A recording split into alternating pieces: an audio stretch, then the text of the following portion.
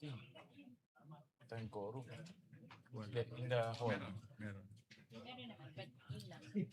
Baka hindi pa makapasok. Anyway, mag-prayer pa.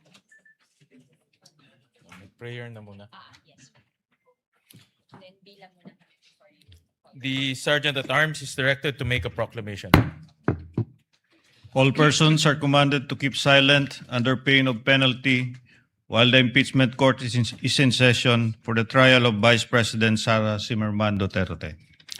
The impeachment trial of Vice President Sara Zimmerman Duterte is hereby called to order. We shall be led in prayer by Senator Judge Francis Kiko Pangilinan.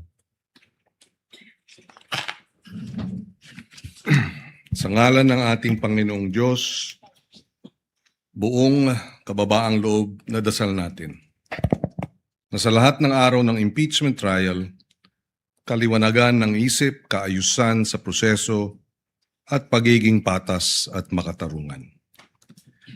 Bilang mga senator judges na may pagkakataong magtanong sa mga saksi upang linawin ng mga usaping mahalaga sa paglilitis, naway magsilbing gabay sa atin ang mga salita ng Diyos. Sa Proverbs chapter 24 verses 23 and 24, pinaalalahanan tayo sa bigat ng ating mga pasya. Hindi mabuti ang may kinikilingan sa paghatol. Ang magsabi sa may sala na walang kasalanan ay susumpain ng mga tao at kamumuhian ng mga bansa. Ganun din sa mga hahatol doon sa walang sala ng parusa. At sa Proverbs chapter 29 verse 4, ipinapaalala sa atin ang bunga ng tunay na katarungan. Isang bagay na matagal nang minimithi ng ating bayan. Sa pamamagitan ng katarungan, ang isang pinuno ay nagbibigay ng katatagan sa kanyang bansa. Patnubayan niyo po kami, Panginoon, dito sa aming sagradong tungkulin. Amen. Amen. The clerk of okay na tayo. The clerk of court will now call the roll. Roll call of members. Senator Judge Aquino. Senator Judge Cayetano Alan. Senator Judge Cayetano Pia. Senator De La Rosa. Senator Judge Ejercito. Senator Judge Estrada. Senator Judge Go. Senator Judge Ontiveros. Senator Judge Lacson. Senator Judge Lapid. Senator Judge Legarda. Senator Judge Marcoleta. Senator Judge Marcos. Senator Judge Padilla. Senator Judge Pangilinan. Senator Judge Soto III. Senator Judge Tulfo Erwin. Senator Judge Tulfo Rafi. Senator Judge Villanueva. Senator Judge Villar Camille. Senator Judge Villar Mark. Senator Judge Zubiri. The presiding officer, Senator Judge Escudero. Senate President Gatchalian. With 16 senator judges present, the chair declares the presence of a quorum. In accordance with the rules of procedure on impeachment trials, the chair now recognizes the duly elected presiding officer to preside over the proceedings of the impeachment court. Sir, correct lang 17. 7. To correct, we have 17 senator judges present.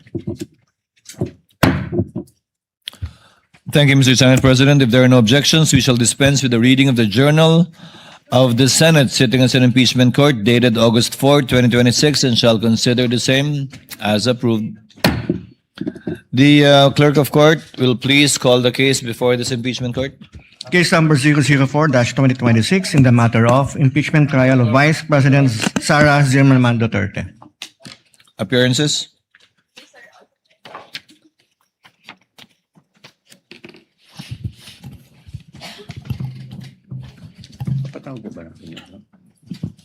Same appearance for the prosecution, Your Honor. For the respondent. Same appearance for the respondent accused. Good morning, Your Honors.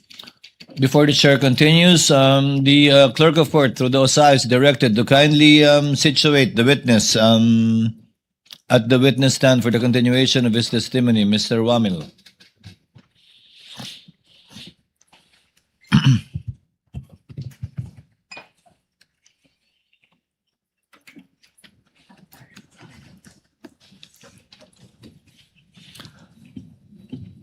Mr. Wamil, I would like to remind you that you will be continuing with your testimony under the same oath that was administered to you the other day. Do you understand that, sir? Yes, sir. Thank you. When we adjourned the examination of the witness by the counsels for the parties were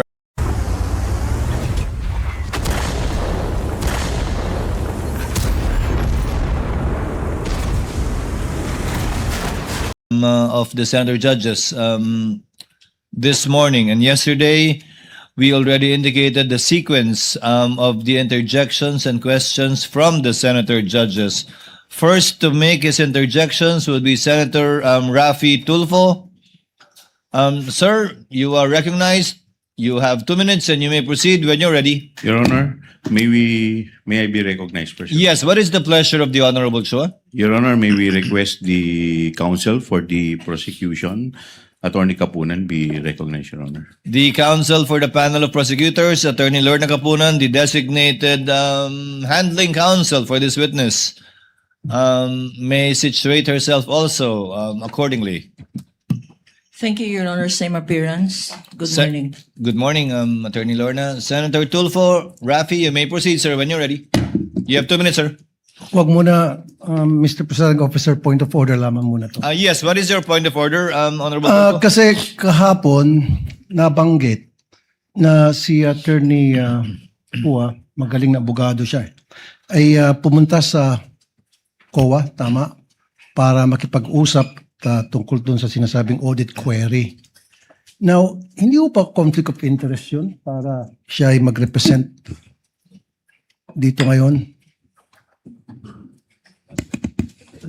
sa ano natin, pinag-uusapang confidential funds when in fact, siya mismo pumunta doon sa COA office para makipag-usap sa kanila.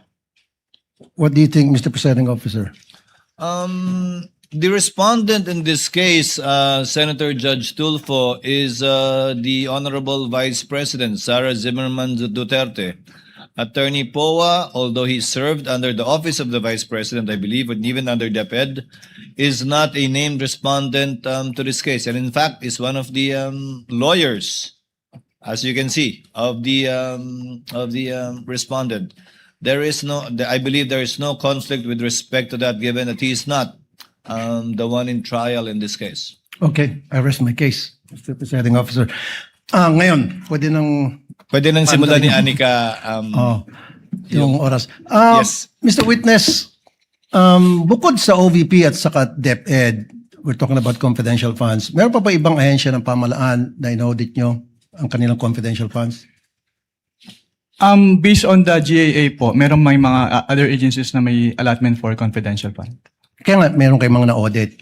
Yes po, Your Honor. At dito sa mga ahensyang na-audit ninyo, magkapareho bang utilization nila ng confidential funds sa OVP, DepEd under BP Sara and those agencies na in-audit nyo?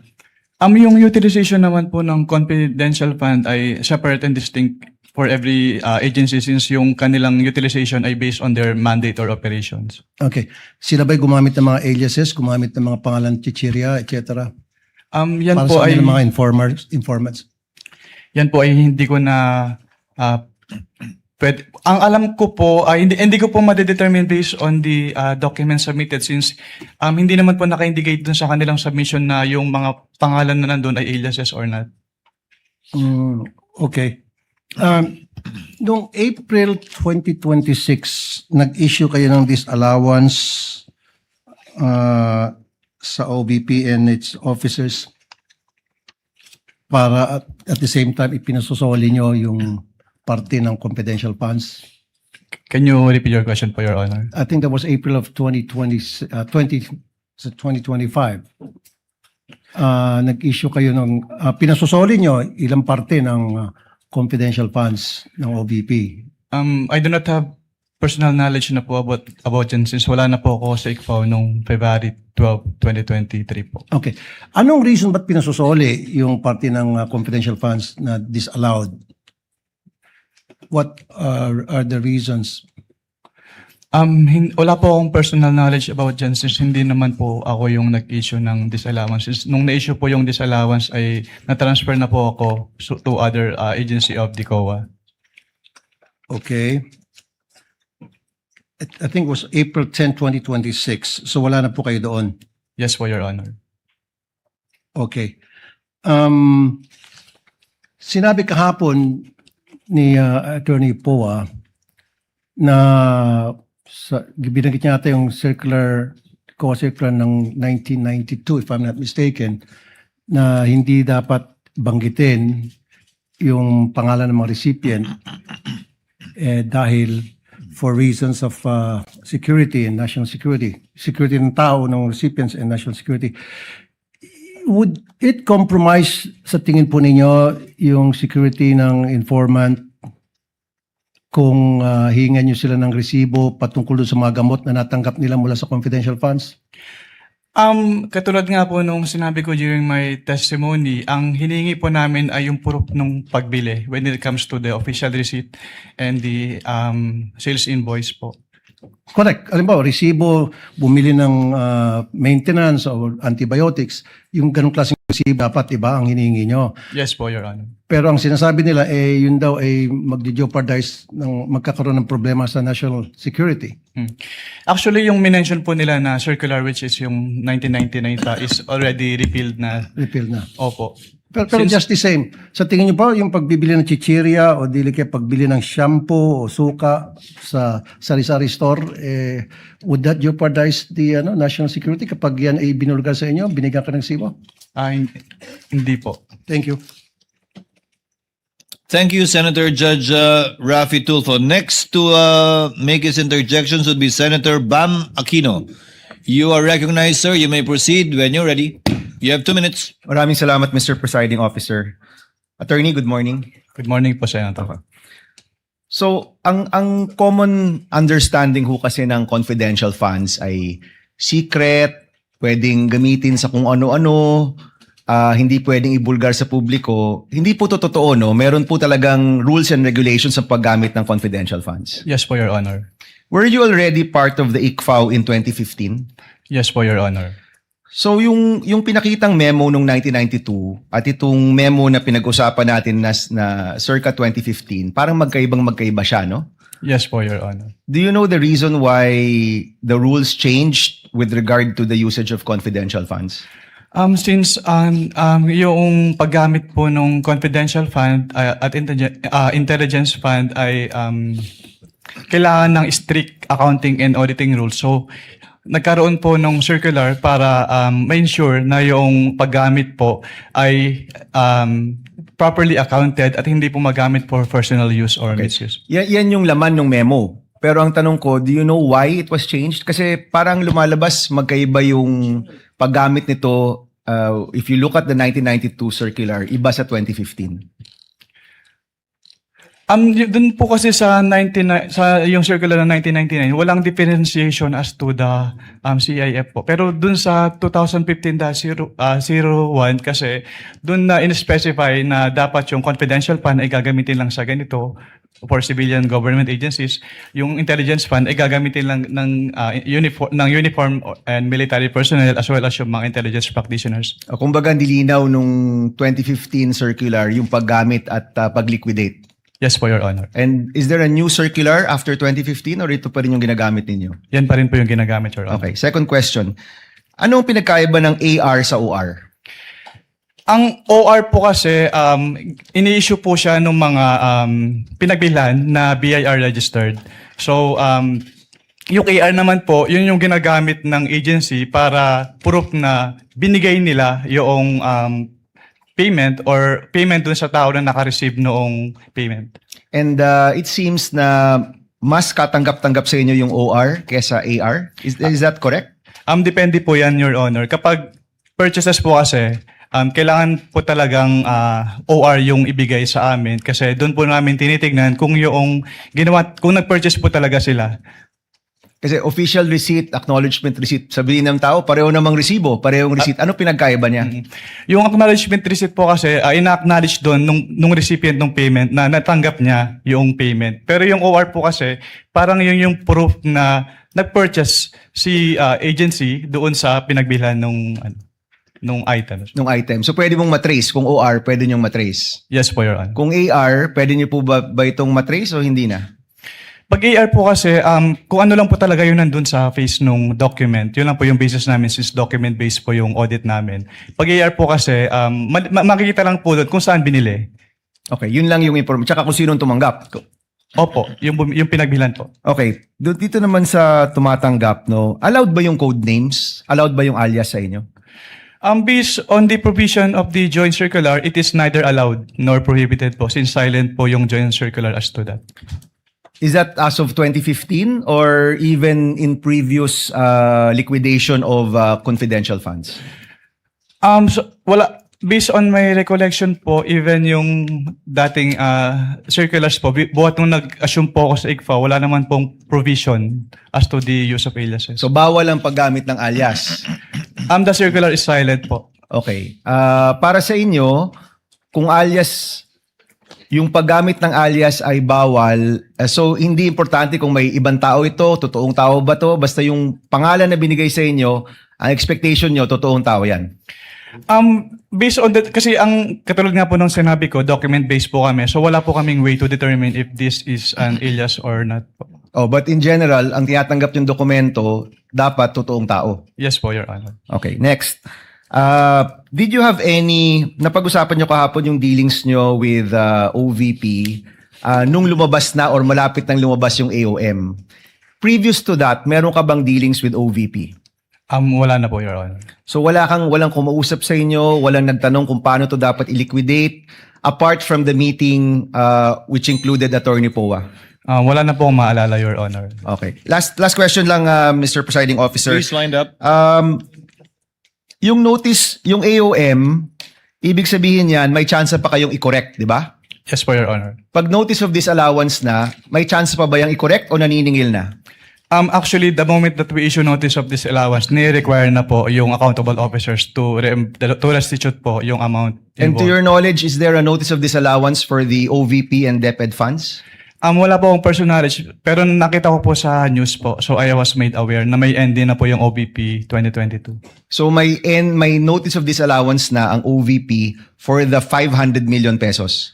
For 125 million pesos po for the fourth quarter of 2022. So sinisingil na yan kay Vice President Duterte. Yes po, Your Honor. Okay, thank you, Mr. President. Thank you, Senator Judge Aquino. Next to make his interjections is Senator Judge Pangilinan. You're recognized, sir. You may proceed when you're ready.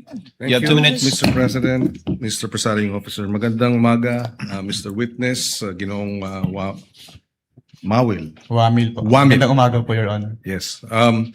Nabanggit nyo sa inyong testimonya kahapon at nung isang araw na yung tinatawag na supporting documents, kasama dyan ay either sales invoice o official receipts. Tama? Yes po, Your Honor. Okay. Let me backtrack a bit. 10 years kang nasa ICFAO. Tama? Yes po, Your Honor. Almost 10 years po. Okay. Without mentioning the agencies, ilang agencies na gobyerno ang na-audit mo tungkol sa confidential funds? Marami na po. Pag sa NGAs po, parang nasa 30 plus na po yung na-audit ko. And sa LGUs, marami na rin po. Hindi ko na po mabilang kung ilang agencies So, na po yung more na-audit. than 30. Yes po, Your Honor. Okay. Sa mga ahensya na ito, 30 ahensya, masasabi mo ba na nire-require din yung liquidation ng official receipts at ng sales invoice? Yes po, Your Honor. Kasi yung requirement po ng circular ay ini-enforce po namin sa lahat ng agencies na ino-audit po namin. So sa 2022, from December 21 to December 31, ilang sales invoice o kaya official receipt ang kasama dun sa mga liquidation report? Wala pong sinabit sa amin, Your Honor. Ni isa. Acknowledgement receipts lang po yung sinabit sa amin. 849 acknowledgement receipts, tama? Yes po, Your Honor. So, ni isa dun sa mga ginastos, walang official receipt at walang sales invoice. Yes po, Your Honor. Okay. Sa karanasan mo sa 30 mga ahensya, masasabi mo ba na yung findings ninyo dito sa OVP ay similar o standard ba? O nangyayari rin yung ganong walang official receipt at walang sales invoice sa mga liquidation? Yes po, Your Honor. Since sina-apply naman po namin uniformly yung provisions po ng Joint Circular 2015-01. As in, puro AR ang sinasubmit ng ibang ahensya? May mga agencies po na nagsasubmit naman ng OR po. So, sa experience mo dun sa December 21 to 31, masasabi mo bang standard practice yan ng iba pang mga ahensyang iyong na-audit? Hindi ko po siya masasabing in standard practice since ito po yung kauna-unahang beses na puro AR po yung sinamit sa amin. So, first time sa iyong 10 years na puro AR lang at walang sales invoice at walang official receipt. Opo, at ganun po kadaming AR kaagad yung sinamit. At 125 million, no? Na walang sales invoice at walang official receipt. Yes po, Your Honor. Doon naman sa usapin ng kung walang sales invoice at walang official receipt, masasabi mo ba na halimbawa yung sa medicines, talagang medicines ang ginasta? Kung sinabit po sana sa amin yung official receipt po or sales invoice, masasabi po sana namin. Pero since AR lang po yung sinubmit, hindi po namin masasabi based on that document alone. Kasi sinasabi nilang, total naman, just to wrap up, gamot naman yan eh. Di ba? Mabuti nga, bumibili ng gamot. Masasabi mo ba dun sa liquidation report nila na yung 122 million worth of medicines, talagang medicines ang binili? Hindi po, Your Honor. Okay. No further questions, Mr. President. Thank you, Senator Judge Pangilinan. Next, for his interjections would be Senator Judge Erwin Tulfo. You are recognized, sir. You may proceed when you're ready. You have 2 minutes.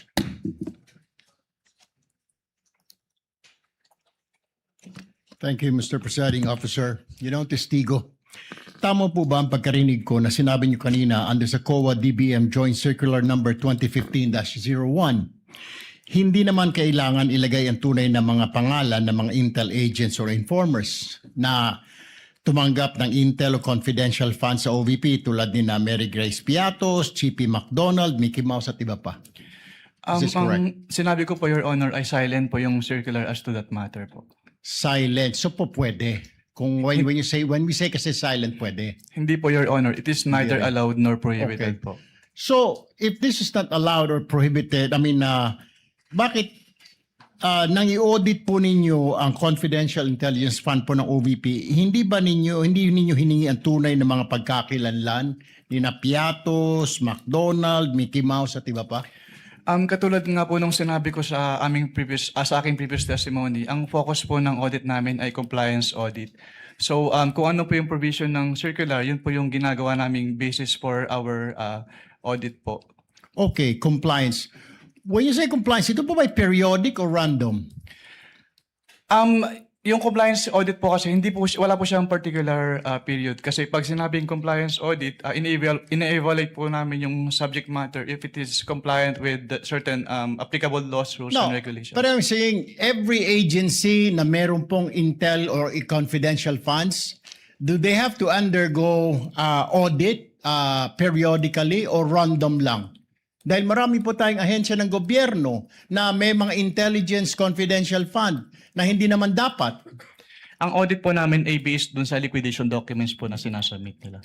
Pero is it periodic ba? Kailangan bawat agency na i-liquidate niya yung kanya i-audit ninyo yung kanyang paggastos ng intel or confidential fund? Yes po, Your Honor.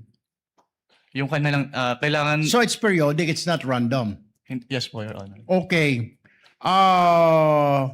Kung kaduda-duda na po ang disbursement ng OVP, obvious naman, sabi niyo po, di po ba, yung mga medicines, mga pangalan ng tao, bakit hindi po ninyo pa sinampahan ang kaso sa ombudsman ng OVP? Under our rules po, Your Honor, pwede lang namin siyang i-refer to the Office of the Ombudsman kapag nagkaroon ng final order at hindi po kinumply ni OVP yung order po. Bakit? Nasaan na po ba yung order ngayon? Ano na po ang status? Ito mga findings nyo, 2023, 2024 pa ito, 2026 na po tayo ngayon. Wala po akong personal knowledge about sa status po since hindi na po ako connected sa ICFAO. Okay, so dahil hindi ka na connected sa ICPAO, so wala ka ng pakialam kung ano na nangyari sa kaso na hinawakan mo. Is this Hindi correct? naman po sa wala akong pakialam, pero yung mga ganyang bagay po kasi ay confidential na hindi naman ina-announce sa buong COA po. Ayun. So, ibig sabihin, hindi mo na alam at hindi mo rin alam kung bakit hindi kinasuhan or ni-refer sa ombudsman itong issue na ito. Yes po, Your Honor. Thank you very much, Mr. Presiding Officer. Thank you, Senator Judge Erwin Tulfo. Next would be our distinguished Senate President, Senator Gatchalian. You are recognized, sir. You may proceed. When you're ready, you have 2 minutes. Thank you, Mr. Presiding Officer. Mr. Witness, nakita ko dito, no, merong 6 na AOMs na in-issue. And meron dito sa 6, non-submission of documentary evidence of payment. Ito ba ay na-fulfill ba ito after nag-issue kayo ng AOM? Based on sa mga na-issue ko po, since ang na-issue ko lang po na AOMs ay for the fourth quarter of 2022, first to second quarter of 2022 of the OBP, and first to second quarter 2022 of the OBP. Ang naabutan ko po lang po na may response na may kasamang documentary evidence of payments ay yung fourth quarter of 2022 po ng OBP. Fourth quarter of 2022. At ano, yun, diba kasi pag nag-issue kayo ng AOM, ang sagot normally is compliance, diba? Yes po, Your Honor. Yung compliant lang is fourth quarter of 2022 for this particular item in non-submission of DEP, documentary evidence of payment. Yes po, Your Honor. Based on my personal knowledge po. Kasi yan lang po yung naabutan. Ano yung kanilang submit para ma-fulfill itong non-submission of DEP? Nag-submit po sila ng acknowledgement receipts po, Your Ito Honor. yung mga acknowledgement receipt na pinakita ng counsel for the prosecution. Yes po, Your Honor.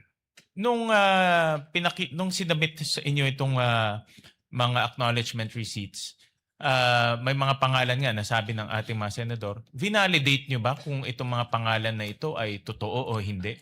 Hindi po, Your Honor, kasi hindi po yan yung focus po ng audit namin. So sa inyo, sige, go ahead. Since what we do po is compliance audit. So ang naging focus po namin ay yung expenses po na based on the face of the acknowledgement receipts as well as yung date kung kailan binayad as well as yung amount po. Since binavalidate po namin siya based on the requirements of the Joint Circular 2015-01. Binavalidate nyo ba kung yung pangalan ay totoong tao o hindi? Hindi na po kasi hindi po yun yung focus ng audit po namin, Your Honor. Nasabi mo rin kanina sa sagot mo na neither allowed or disallowed. Tama? Neither allowed nor prohibited po. Or prohibited ang paggamit ng alias. Yes po, Your Sa Honor. ibang mga agencies na enforcement agencies, ibang government agencies na gumagamit ng alias, pinapayagan ba o hindi? Hindi naman po namin ma-determine based on the documents alone kung alias or not kasi wala naman po silang ina-attach na document na nagsasabing alias po yung nakalagay doon sa kanilang resibo. Meron bang mga agencies na gumagamit ng alias? Katulad po ng nasabi ko, Your Honor, hindi po namin ma-determine based on the document alone kung alias ba yun or not po. Lalo na sa mga informant agencies yung gumagamit ng intelligence funds, I would assume na may mga cases na gumagamit sila ng aliases dahil nga mga informants. Meron ka bang ganyan na experience na sinabi sa inyo ng agencies na hindi nila ma-reveal yung totoong pangalan? Dahil hindi naman prohibited, di ba? Opo, wala pa naman po akong experience, Your Honor. So lahat ng mga ARs na merong ganitong source of information, totoong pangalan ang sinasabit nila? Hindi, katulad po ng nasabi ko, wala po kaming way to determine since nakabase lang po kami on the face of the document as submitted po. Okay, yung mga sa ibang mga agencies na nagsasubmit ng mga ganitong rewards, no, nagbibigay ng information and rewards. Nakita ko dito merong rewards for medicine, rewards for virus supplies. Ano siya, cash or medicine or in kind ang ibinibigay? Based on those agency's explanations and contrary evidence. Is that correct? Yes po, Your Honor. Para lang maintindihan natin, Actual nyo po bang sinuri ang mga transaction? Ibig sabihin, isa-isa po ba itong ini-examine lahat? Gumagamit ba kayo ng sampling, piling transaction, o yung sinusuri? Gumagamit ba kayo ng materiality threshold sa pagpili at evaluation nito? Hindi po, Your Honor. Lahat po ng documents ay ini-evaluate po namin. So lahat, meaning gusto kong maintindihan, dinutugmaan nyo po ba yung bawat transaction from original receipts, accomplishment reports at iba pa? Yes po, Your Honor. And how do you, hindi ko maintindihan, when you're purchasing an information, paano kung bibigyan ng official receipt? Your Honor, kapag, ang katulad nga po nung sinabi ko kanina, kailangan ng official receipts kapag binili po mismo from the supplier. So ibig sabihin sa supplier lang, sa tao, hindi kailangan ng resibo. Yes po, Your Honor. Malinaw po yon. Pag sinabi pong resibo, OR po. Pero pag purchase of information, inaalaw po namin yung acknowledgement receipts po. So you allow acknowledgement receipt dahil information yung binili, wala namang industriya na nagbibigay ng resibo for information that they're selling. Yes po, Your Honor. Sa madaling salita po, yung findings po ba ninyo ay batay lamang sa deficiencies in the documents submitted o nakukumpirma nyo rin po na sa pamamagitan po ng inyong independent verification? Ang audit po kasi namin ay document-based. So kung ano po yung nilalaman ng documents vis-a-vis yung provisions ng joint circular, yun po yung nagiging basis for our findings po. So hanggang dun lang sa dokumento na ibinigay, wala na po kayong ibang ginagawa to go out of your way and do your independent findings. Yes po, Your Honor. Ngayon po, Mr. Wamil, Attorney Wamil, para malinaw po sa atin, kayo po ba mismo ang nag-audit nitong bawat transaction at naghanda ng initial findings o mayroon po kayong team? Ako lang po, Your Honor. At kayo lang po ang nagre-review nito bago maging final report? Hindi po. Meron po akong divisionship. Siya po yung nag-review, Your Honor. At dun po sa proseso nyon, ano-ano ho yung material findings, recommendations, and conclusions na maaring idinadagdag o inaalis o binabago ng inyong ino-audit? At bakit po?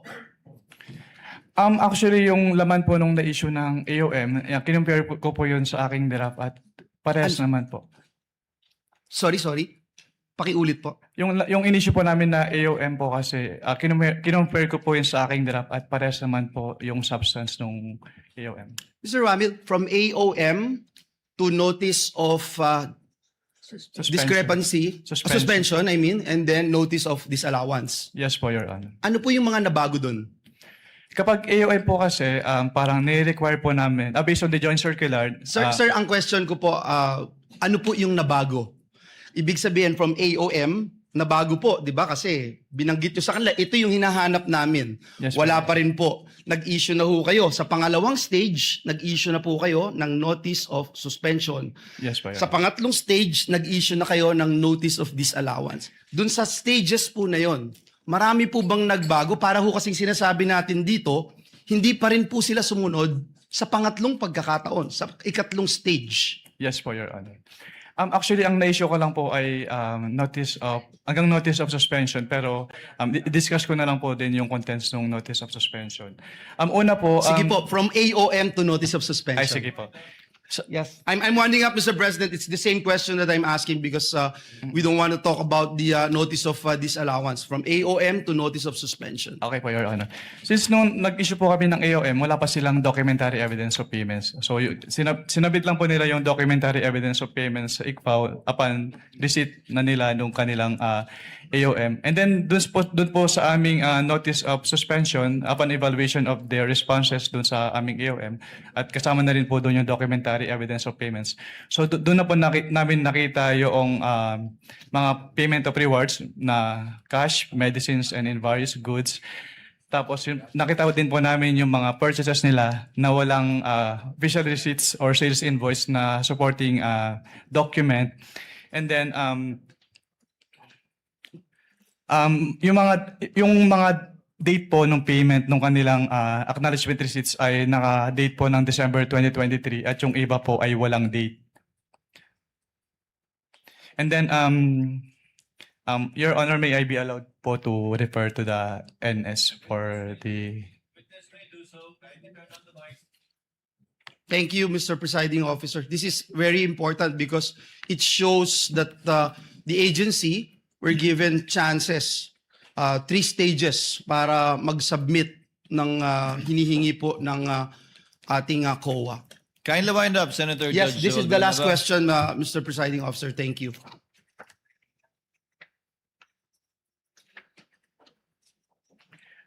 Yun po, Your Honor. Doon po sa NS po namin, nagkaroon din po kami ng findings na mas malaki yung amount nung kanilang expenditure based on the acknowledgement receipts compared to the accomplishment report ng 150. Which was not present in the AOM. Yes po, Your Honor. Thank you. Salamat po, Mr. President. Thank you, Senator Judge Villanueva. Senator Judge Risa Ontiveros is recognized. You may proceed, ma'am, when you're ready. You have 2 minutes.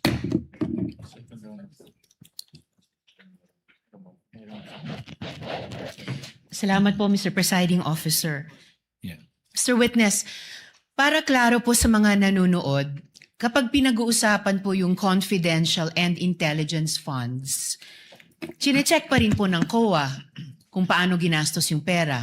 Tama po ba? Yes po, Your Honor. Okay, so ibig sabihin, kahit confidential ang tawag sa confidential funds, kailangan busisiin pa rin yung pinagkagastosan. Tama po? Yes po, Your Honor. Kasi public funds po siya. Kasi public funds. Okay. Ngayon, yung mga resibo na hinihingi nyo sa COA, again, para sa mga nanonood, para saan ba talaga yung mga resibong iyan? Kailangan po kasi naming malaman kung talagang bumili po sila nung kanilang mga binili, Your Honor. Okay. Kailangan malaman nyo kung talagang binili Yes po. yung sinabing ibinili. Opo.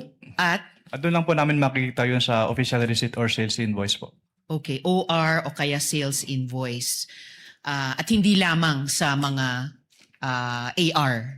Yes po, Your Honor. Okay. Unless nga para dun sa pagbili o pagpabayad ng information. Yes po, Your Honor. So, importante talaga na makapagsumite ng mga dokumento at resibo ng mga di umanong pinagkagastosan. Yes po, Your Honor. Okay. Sa kaso po ba ng OVP at ng DepEd, nakapagbigay po ba sila ng mga kompletong dokumento at resibo na hinihingi ng COA? Ang tanging period lang po na, sa pagkakalam ko na mayroong documentary evidence of payments based on may stay sa ICFA o yung fourth quarter of 2022. At based po dun sa kanilang documentary evidence of payments for that period, wala po silang sinamit na official receipt or sales invoice. Tanging mga acknowledgement receipts lang po. Okay. So yung mga supporting documents na required, hindi ko po pwedeng tanungin kung kaagad nilang naibigay dahil hindi po naibigay yung ibang supporting documents. Yes po, Your Honor. Ni isa po within any time period after na dapat nilang sumitihin yan. Yes po, Your Honor. Okay. So, hindi ko rin kailangan tanungin kung kumpleto ba ang ibinigay dahil hindi ba kumpleto ang ibinigay nilang mga dokumento at resibo? Pwedeng pa ulit po ng tanong. Kumpleto ba o hindi kumpleto yung ibinigay nilang mga dokumento at resibo? Hindi po kompleto, Your Honor. Hindi kumpleto. Now, according to the joint circular, kailangan ng evidence of success for rewards payouts. So, itong tinatawag na evidence of success for rewards payments, naibigay po ba ito ng OVP? Hindi po, Your Honor. Naibigay po ba ito ng DepEd? Katulad nga po ng sinabi ko, yung sa OBP lang po yung may DEPs na naabutan ko. Alright. Pero hindi po naibigay ng OVP yung evidence of success for reward payments. Opo. Pero i-clarify ko lang din po, since ako po yung nag-initially evaluate noong first and second quarter ng DepEd, based po dun sa aking mga na-evaluate na documents, wala din po silang sinubmit na documentary evidence of payment. Documentary evidence na of success of the surveillance activities or information gathering activities po. Okay. At sa simpleng salita, bakit importante itong evidence of success sa rewards payments? Diyan po kasi malalaman kung valid ba yung naging payment nila ng rewards po. So kasi dito sa acknowledgement receipt, makikita natin marami-rami po ito, no? Nakalagay na kapag claim sila ng reward. So huling tanong ko sa inyo, Mr. Witness, sa round na ito, ibig sabihin sa itong evidence of success for rewards payments, patunay na meron tayong napala. Merong napala ang gobyerno sa mga operasyong iyan. Yes po, Your Honor. Kaya po namin ni-require na i-submit po yun. Alright. Salamat, Mr. Witness. Salamat po, Mr. Presiding Thank you, Officer. Senator Judge Ontiveros. Before recognizing the Honorable Padilla, Chair, yes, Senator Lacson, after Senator Soto, I believe. Chair would like to inform the councils for the parties that you may take your seat unless a question is thrown at you by a Senator Judge so that you can relax. It goes for both parties. Thank you, Your Honor. Thank you, Your Next to interpolate, Senator Judge Padilla. You may proceed when you're ready, sir. You have 2 minutes. Maraming salamat po, Ginoong tagapamahal ng hukom. Meron lang po ako mga tanong. Maiksi lang po ito. Saan po kayo pinanganak? Sa Nueva Ecija po, Your Honor. Nueva Ecija. Opo. Saan po kayo nakatira ngayon? Sa Manila po. Manila. Saan po kayo nag-aral? Central Luzon State University po, ng accountancy, and then Saan Arellano po, University ng Juris Doctor po. Okay. Saan po kayo nakaikot na sa bansa natin? Nakaikot na po ba kayo ng Mindanao, sa Bicol? Marami na po akong naikutan. Hindi ko na po maalala lahat, Your Honor. Opo. Kayo po ba ay nakarating na sa BARM? Yes po, Your Honor. Opo. Saan po sa BARM? Sa Sulu? Sa Basilan? Maguindanao? Hindi niyo po matandaan? Hindi Mauubos ko po po yung oras ko. matandaan, Your Honor, kung saan. Bicol po. Nakaikot na po kayo sa Bicol? Yes po, Your Honor. Saan po sa Bicol? Sa Camarines Norte? Sa Camarines Sur po. Sur. Sa Norte, hindi pa po. Hindi ko po maalala kung Nakaikot na po kayo sa mga bundok. Saan po, Your Honor? Mga bundok. Yes po, Your Honor. Nakita niyo na po ba ang pangangailangan ng mga tao sa malayong lugar? Katulad ng gamot. Katulad po ng pagkain. Wala naman po akong na-observe, Your Honor. Ayun, wala. Hindi po kayo exposed. Exposed po ba kayo sa threat ng terrorism sa bansa natin? Nabalitaan niyo po ba ang ISIS, ang NPA, ang Abu Sayyaf?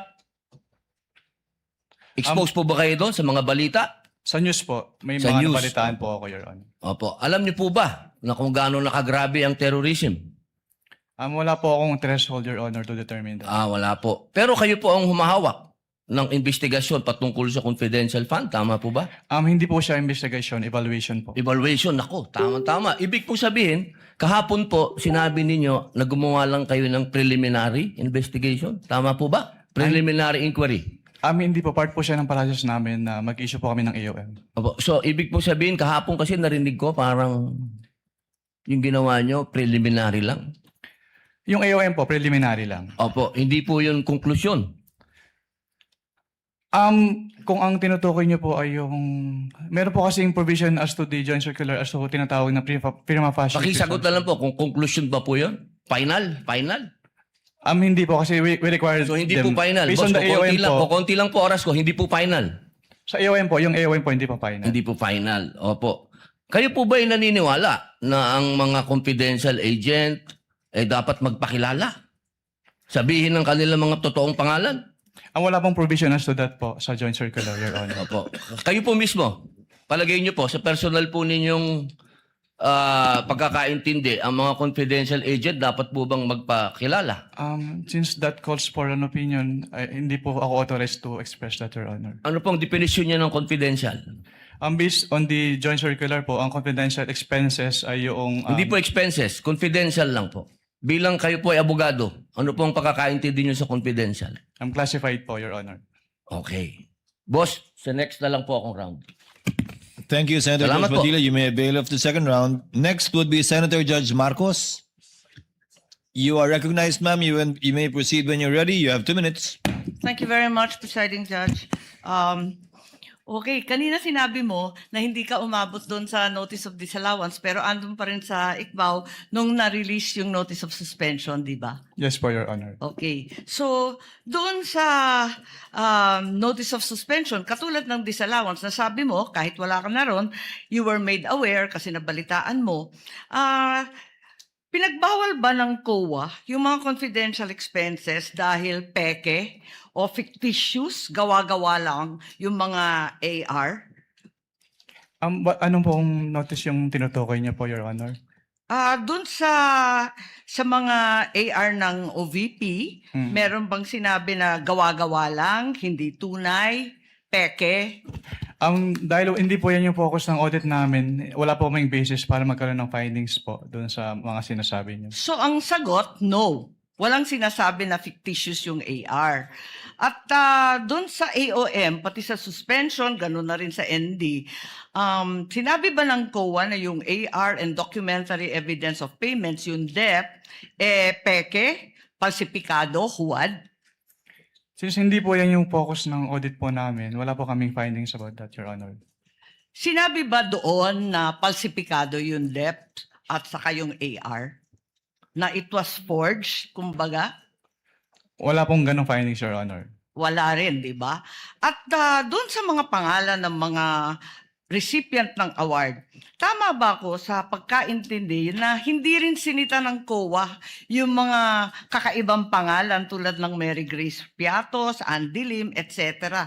Ang sinabi at binanggit talaga ng COA ay yung mga datos na hindi tumutugma. Tama ba?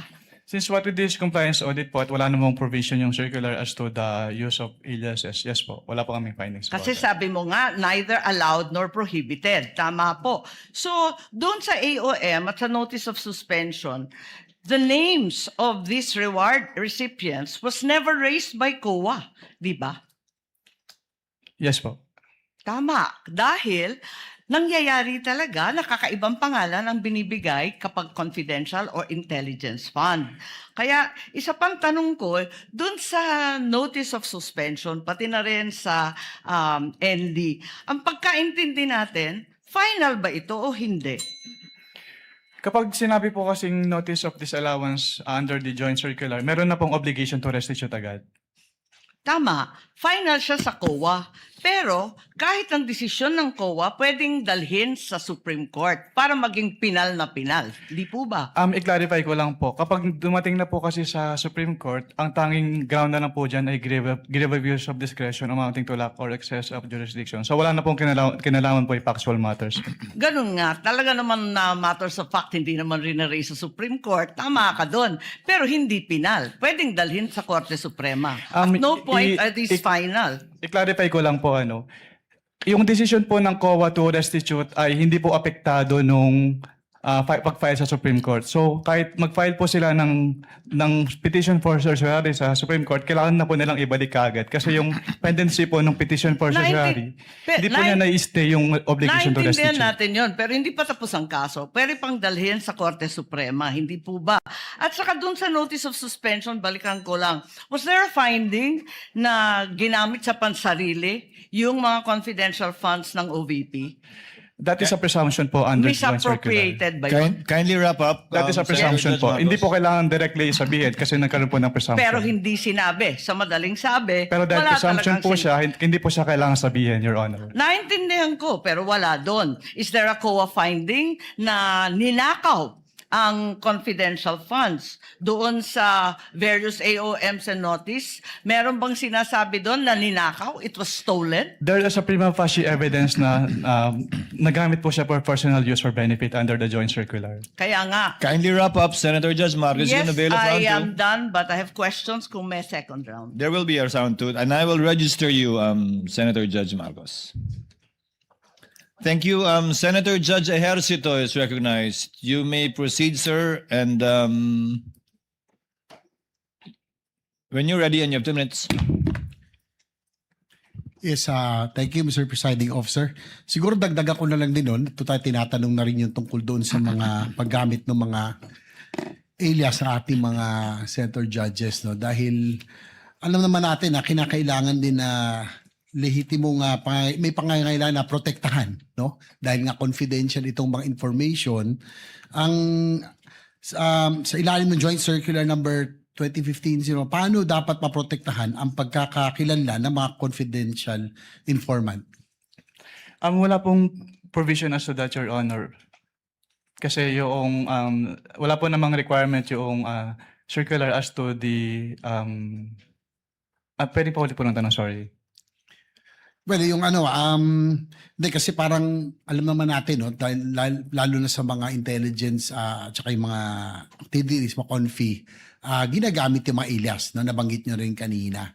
Hindi ba pwedeng gamitin na lang halimbawa John Does, Jane Does o Juan de la Cruz kasi alam naman natin na binambibili at reward for information na siyempre pinoproteksyonan din natin yung mga pinoproteksyon ng mga agencies yung identity no ng mga informants. Ang masasabi ko lang po, Your Honor, wala naman pong provision as to the joint circular sa use ng aliases kasi silent po yung joint circular. So tanggap yun. Halimbawa nakita niyong medyo parang kahit yung mga pangalan mukhang alias lang ay tinatanggap dahil pang-intelligence gathering. We base lang po dun sa document submitted to us. So, kung wala pong naka-indicate dun sa document submitted to us na alias po yon, hindi po namin malalaman, Your Honor. Tapos meron ding dapat may coordination paggamit ng intelligence or confidential fund. May coordination with law enforcement agencies, tama po ba? Yes po, based on the joint circular po, Your Honor. So, doon po, tanong ko lang po, meron po bang o may nakita po ba kayong naganap na coordination with the agencies, no?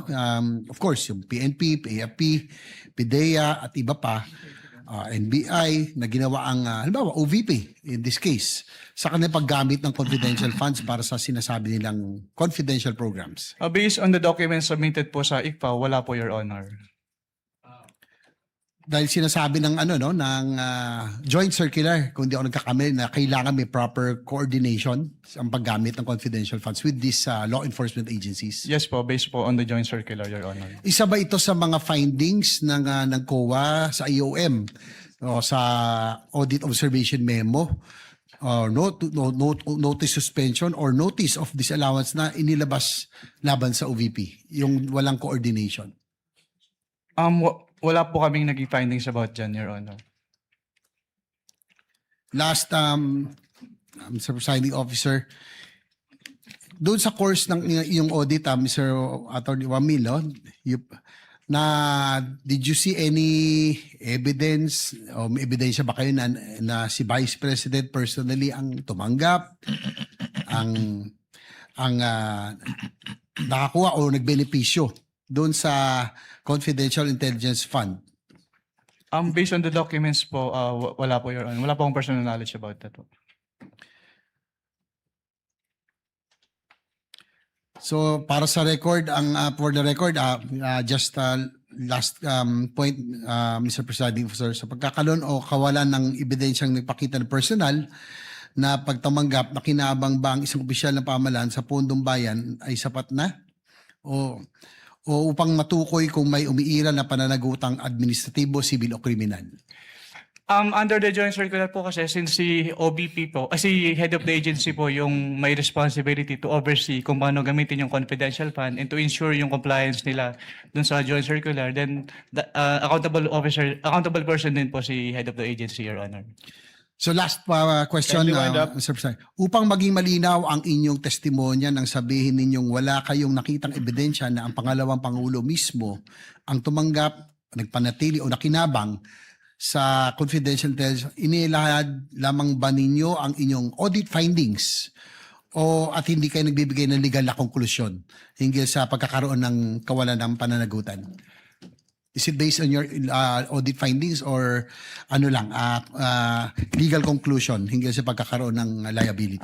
Based po sa audit findings, Your Honor. Kasi nilalagay po namin yung persons accountable dun sa aming ini-issue po. Okay, thank you, Mr. Presiding Officer. Thank you, Senator Judge JV.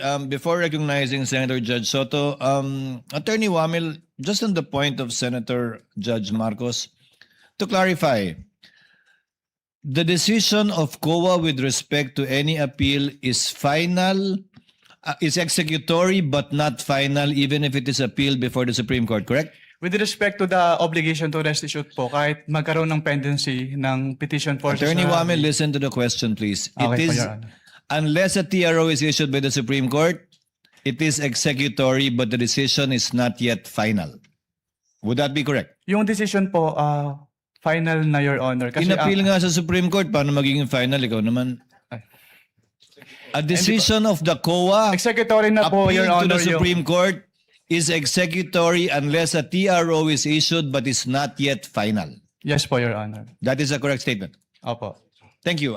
Senator Judge Soto, you are recognized, sir. You may proceed when you're ready. You have 2 minutes.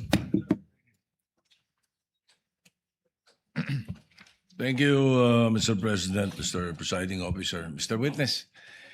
In your testimony, August 3, upon direct examination by the prosecution counsel, you were presented representative samples of selected forms. The question 845 acknowledged receipts, if I remember it right. Correct ba yun? Yes po, Your Honor. All right. Sinabi nyo na kayo ay gumawa ng observations doon sa mga acknowledgement receipts nito. No studio, no team, no editing skills. Create ads with Eddie McCall. Select your product image and character. Then add your ad requirements and you will get your ads.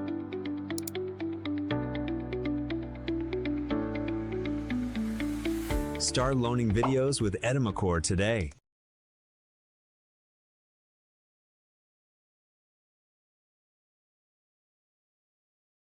I stopped paying $500 a month for cartoon animation, freelancers, monthly software, hours of editing just for one video. Then I found Toonby. I just type what I want, select the style, and it builds the whole animated cartoon video. Characters, scenes, voiceover, music, all of it. I made this animation in about 5 minutes. Right now, it's 81% off, just $67 one time.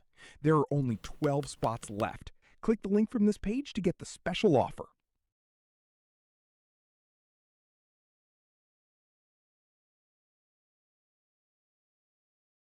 Ngayon, ang tanong ko, out of these 845 acknowledgement receipts na pinag-uusapan sa kasong ito, ilan ang nagawa nyo ng observations dahilan sa kawalan ng supporting documents? Hindi ko na po matiyak kung ilan yung exact number po, Your Honor. Ilan ng, well then, my next question will not be answered because tatanong ko, ilan yung walang observations? Pwede ko po pwede po ako mag-refer sa tabulation po, Your Honor. Please. You can refer to your tabulation table that was earlier marked. Assisting counsel, can you show him the previously marked evidence pertaining to his tabulation or summary? Assisting counsel for the respondent may also approach, should he so desire.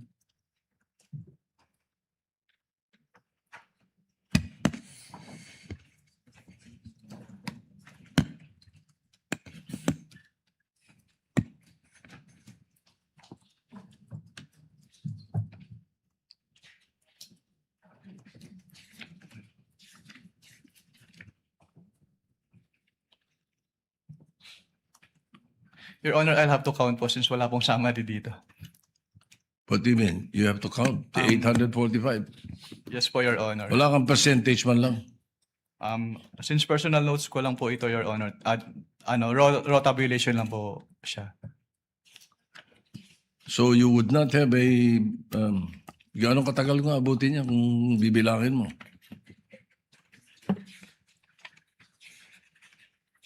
Kasi my next question actually would be, magkano ang total noong meron kayong observations?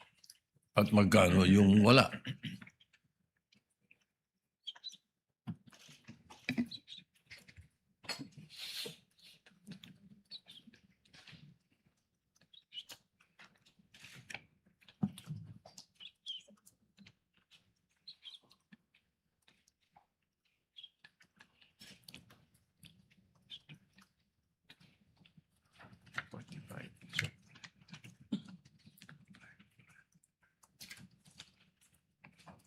If the chair may assist, Attorney Wamil, look at your notice of suspension.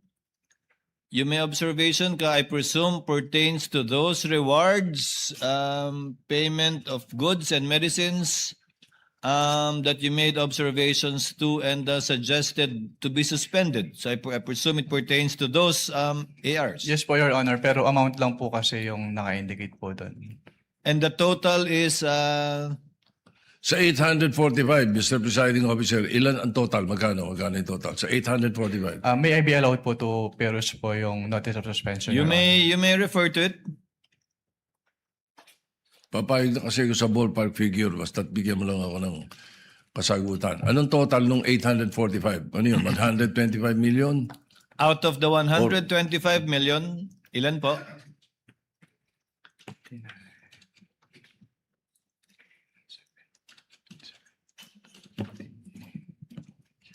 Your Honor, please. Let's wait for the witness counsel to answer. He's referring to your marked exhibit, the notice of suspension. I believe it's on the first page, Attorney Wamil. Sa first page po, with respect to the payment of rewards po, 59,787,000 pesos po, Your Honor. With other purchases naman po, umabot po siya ng around 15 million pesos, Your Honor. So ilan yung walang observations? Wala kayong observations. Bali, ang total po ng may observation namin ay around 75 million pesos po, Your Honor. 75 million sa may observations. So around 50 ang mga walang observations. Ganun ba? Yes po, Your Honor. And all right. So that is for the 125. Yes po, Your Honor. I don't have any time anymore, so it's okay. Thank you. Thank you, Senator Judge Soto. Senator Judge Lacson may proceed with his interjections when he's ready. You have 2 minutes, sir. Thank you, Mr. Presiding Officer. Good morning, Attorney Wamil. Good morning po, Your Honor. Kindly refresh my memory, no? Kasi ang pagkaalam ko, sa paggamit ng intelligence saka confidential fund, hindi lamang sa pinapayagan o hindi pinagbabawal ang paggamit ng alias, kundi necessity for practical reasons, di ba? Yes po, Your Honor. And idadivert lang yung totoong tao nasa likod ng mga alias kapag declassified na o tapos na yung tinatawag na confidential or intelligence operations. Tama, di ba? Yes po, Your Honor. So ang tanong ko, meron ba kayong, wala ba kayong efforts na alamin kung sino yung mga nasa likod ng mga aliases na sinabit sa inyo? Since document-based lang po kami, Your Honor, hindi na po. Wala na po kami. Yan ang susunod yung tanong. Ano? Bakit paper audit lang kayo? Wala kayong physical? Parang bitin yung inyong pagsasagawa ng audit. Kasi paano nyo malalaman kung legitimate yung pumirma doon sa acknowledgement receipts kung hindi nyo inaalam kung meron bang totoong tao na nasa likod noong mga aliases na yon? Opo. Since what we do po in ICFAO po is compliance audit lang po, Your Honor. So kung ano lang po talaga yung provisions na nasasaad doon sa joint circular, yun lang po talaga yung ginagawa namin, Your Honor. That brings me to my next point. Baka pwedeng i-recommenda mo na i-amend nyo yung inyong JMC. Kasi parang bitin. No? In fairness to the concerned offices or persons na ino-audit, dapat kumpleto yung due process, hindi ba? Yes, po, Kasi Your kung paper lang, magre-rely lang kayo sa mga submission, hindi nyo inaalam, you don't go further than that, hindi ba? Anyway, wala ka naman doon sa, hindi ka naman deputy commissioner pa o associate commissioner, so siguro, i-recommend mo na lang na i-amend yung inyong JMC. So my next question is, what would you consider as evidence of success of a particular surveillance operation and or intelligence information gathering activity? Ano yung evidence of success? Actually, walang specific na document yung sinasabi ng joint circular, pero nagbe-base po kami dun sa mismong wording po na dapat merong causal link between the successful intelligence or surveillance activities vis-a-vis yung information given by the informer. Okay. Would an after surveillance report or after intelligence report ng particular na agent, would it suffice para i-consider yung evidence of success? I'm not referring to the entire operation. Kasi kapag nagsagawa ng surveillance nagsasagawa ng after surveillance report, whether negative or positive, would you consider that as evidence of success? Katulad po ng sinabi ko, tinitingnan po namin yung causal link. Kung may causal link between the success and the information given by Yun the ang problema kasi bitin nga yung inyong audit. So I would reiterate, i-recommend mo na i-amend ninyo yung inyong circular. Thank you. Thank you, Senator Judge Lacson. Before proceeding to round two, Chair would like to make some interjections. Attorney Wamel, you read the notice of suspension earlier and you gave what amount again? Can you kindly give him a copy? Counsel for Prosecutors?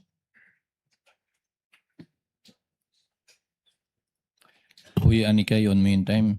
Sa payment of rewards po, yung total is 59,787,000 pesos po. You're referring to page 1 of the December 13 notice of suspension that you prepared. Yes po, Your Honor. Can you total it again for me, please, sir? The payment of rewards po. I totaled it and your total is wrong. Kindly total the figures that you wrote there. Yes, sir. It was a typo error po. 69,787,000 pesos. Ang dami namang nagkamaling numero doon. From 59,787,000, ang tamang total is 69,837,000. Yes po, Your Honor. But the figure you mentioned earlier was what was written here. How did you know that it was wrong, a typo, and now you're giving us the correct figures? Kasi yung 10 million po, Your Honor, hindi na-add dun sa total amount. 10 million po ng payment, reward payment.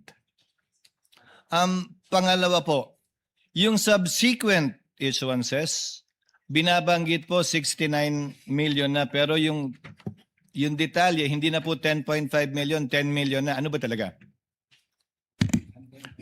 Can you repeat your question po, Your Honor? Sorry po. Nakalagay po dyan 10.5 million, 10.05 million. Hindi po ba yung rewards? Yung Yes reward po. payment? Yung subsequent documents issued by COA already referred to it as only 10 million. Anong pagkakaiba yun?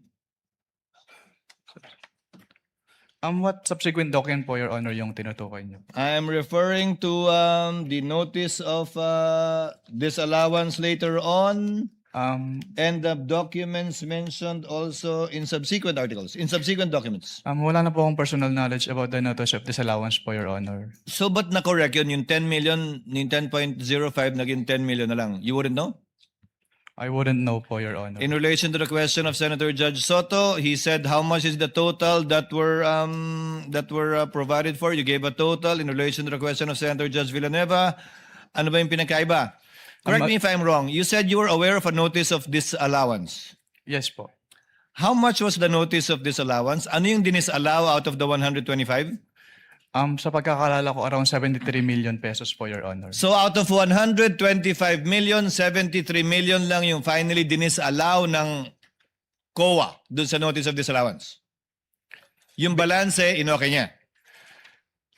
Ang makakasagot po niya, Your Honor, yung next witness po. No, if you're familiar with the notices of disallowance, you testified, Attorney Wamil, that AOM, notice of suspension, notice of disallowance.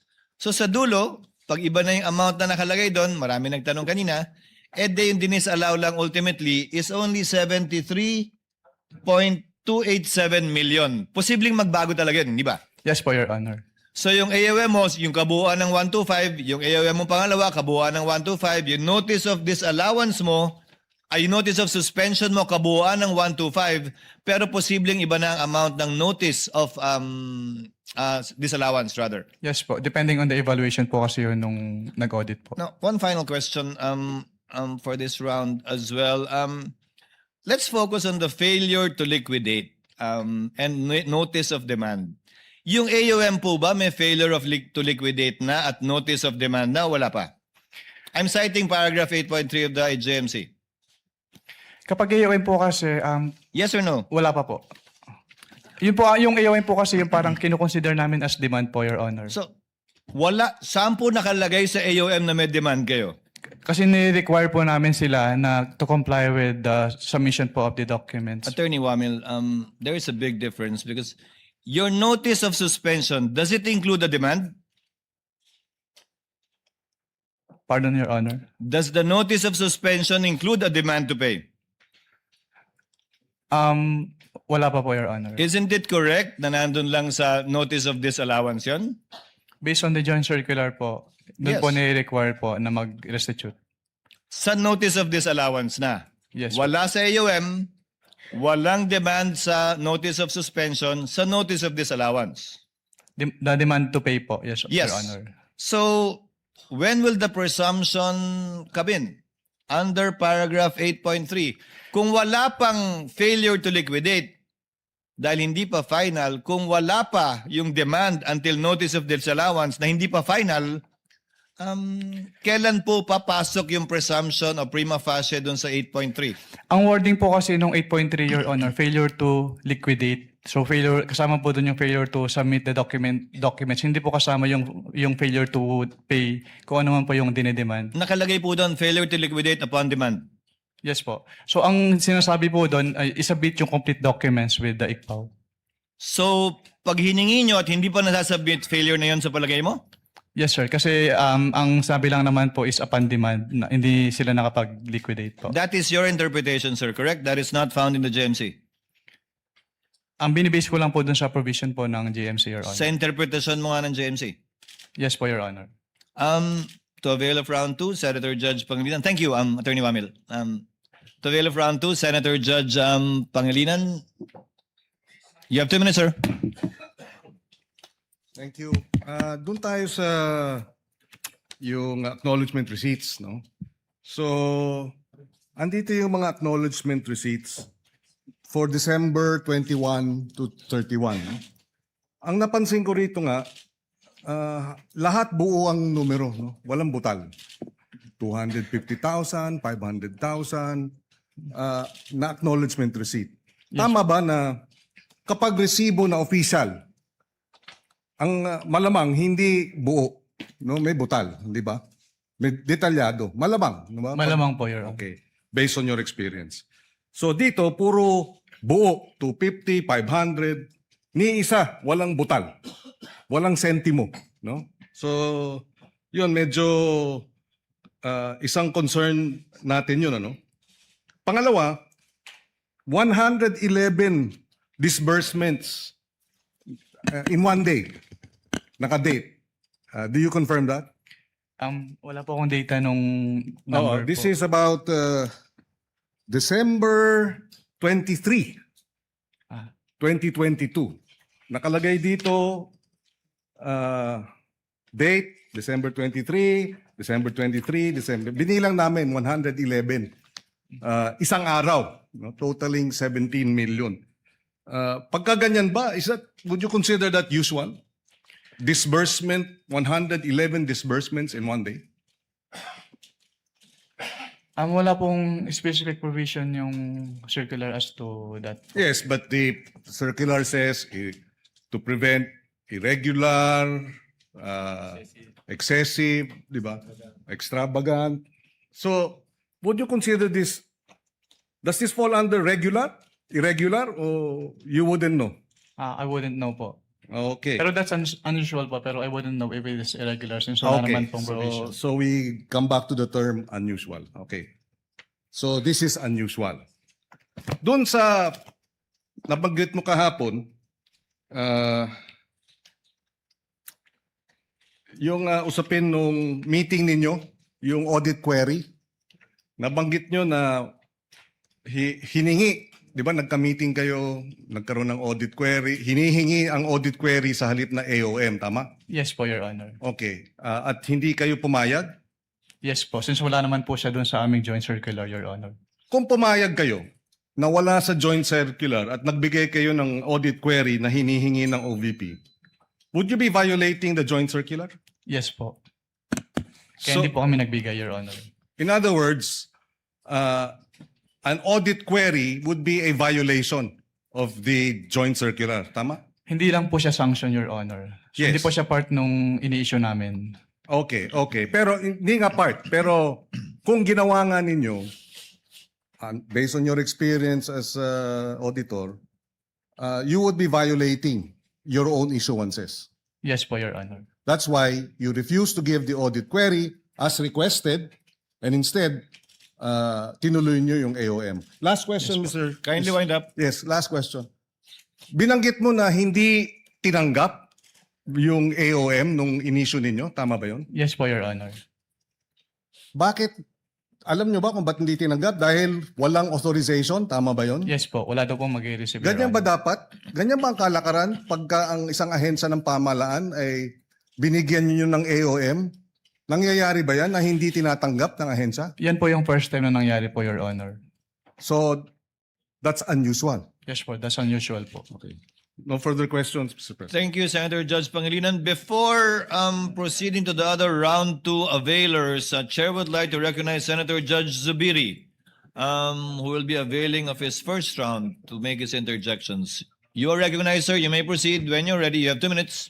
Thank you very much, Mr. Presiding Officer. Magandang umaga po, Attorney. Good morning po, Your Opo. Honor. Ito, broad strokes lang po ito, Mr. Presiding Officer, to my dear colleagues. Kasi sa iyong pananaw, dito sa findings ninyo, napapakita ba na may possibility of misuse and abuse of government funds on confidential and intelligence funds? There is a presumption po, Your Honor. Yes. And hindi lamang to para sa opisina ni OVP, di ba? I'm sure sa tagal mo, sa iyong karanasan bilang investigator ng COA, ganito din ang findings mo sa maraming mga ahensya. Yes po. Since we follow naman po yung joint circular sa lahat ng in-audit po namin. At hindi lamang sa ahensya ng eksekutibo, pati LGUs. Tama po yan. Yes po, Your Honor. Yeah, the reason why I'm taking this up at gusto ko pong tanuhin po ang ating witness is sa iyong eksperyensya, dahil sa lack of accountability using confidential funds as a excuse na nagkakaroon ng abuso at corruption dito sa pondong ito. Yes po. Yes, kasi obviously, Mr. Witness, is pag sinabing confidential in nature, huwag na kayong magtanong. Basta ginamit namin yung pera. Hindi sa tingin mo, tama po yan o hindi? Hindi po, Your Honor, kasi ang confidential fund ay public funds pa rin naman po. So it must follow the strict accounting and auditing rules po. Para maiwasan po yung misuse. So talagang hinahanap ninyo yung paanong nagastos yung pera, paano yung nagkaroon ba ng plano of action, at paano nagastos ang pera at saan pumunta yung pondo. Tama po yun? Yes po, Your Honor. Dito po sa case ni OVP sa Office of the Vice President, meron ba ganung klaseng plano? Meron ba ganung klaseng accounted use of the funds? Since ang audit po namin ay document-based, so nagbe-base lang po kami dun sa sinasubmit sa amin. So kapag hindi po properly liquidated, meaning hindi submitted lahat ng documents or yung documents ay hindi compliant dun sa requirements ng joint circular, nagkakaroon po ng presumption na yung amount is put to personal use or benefit po.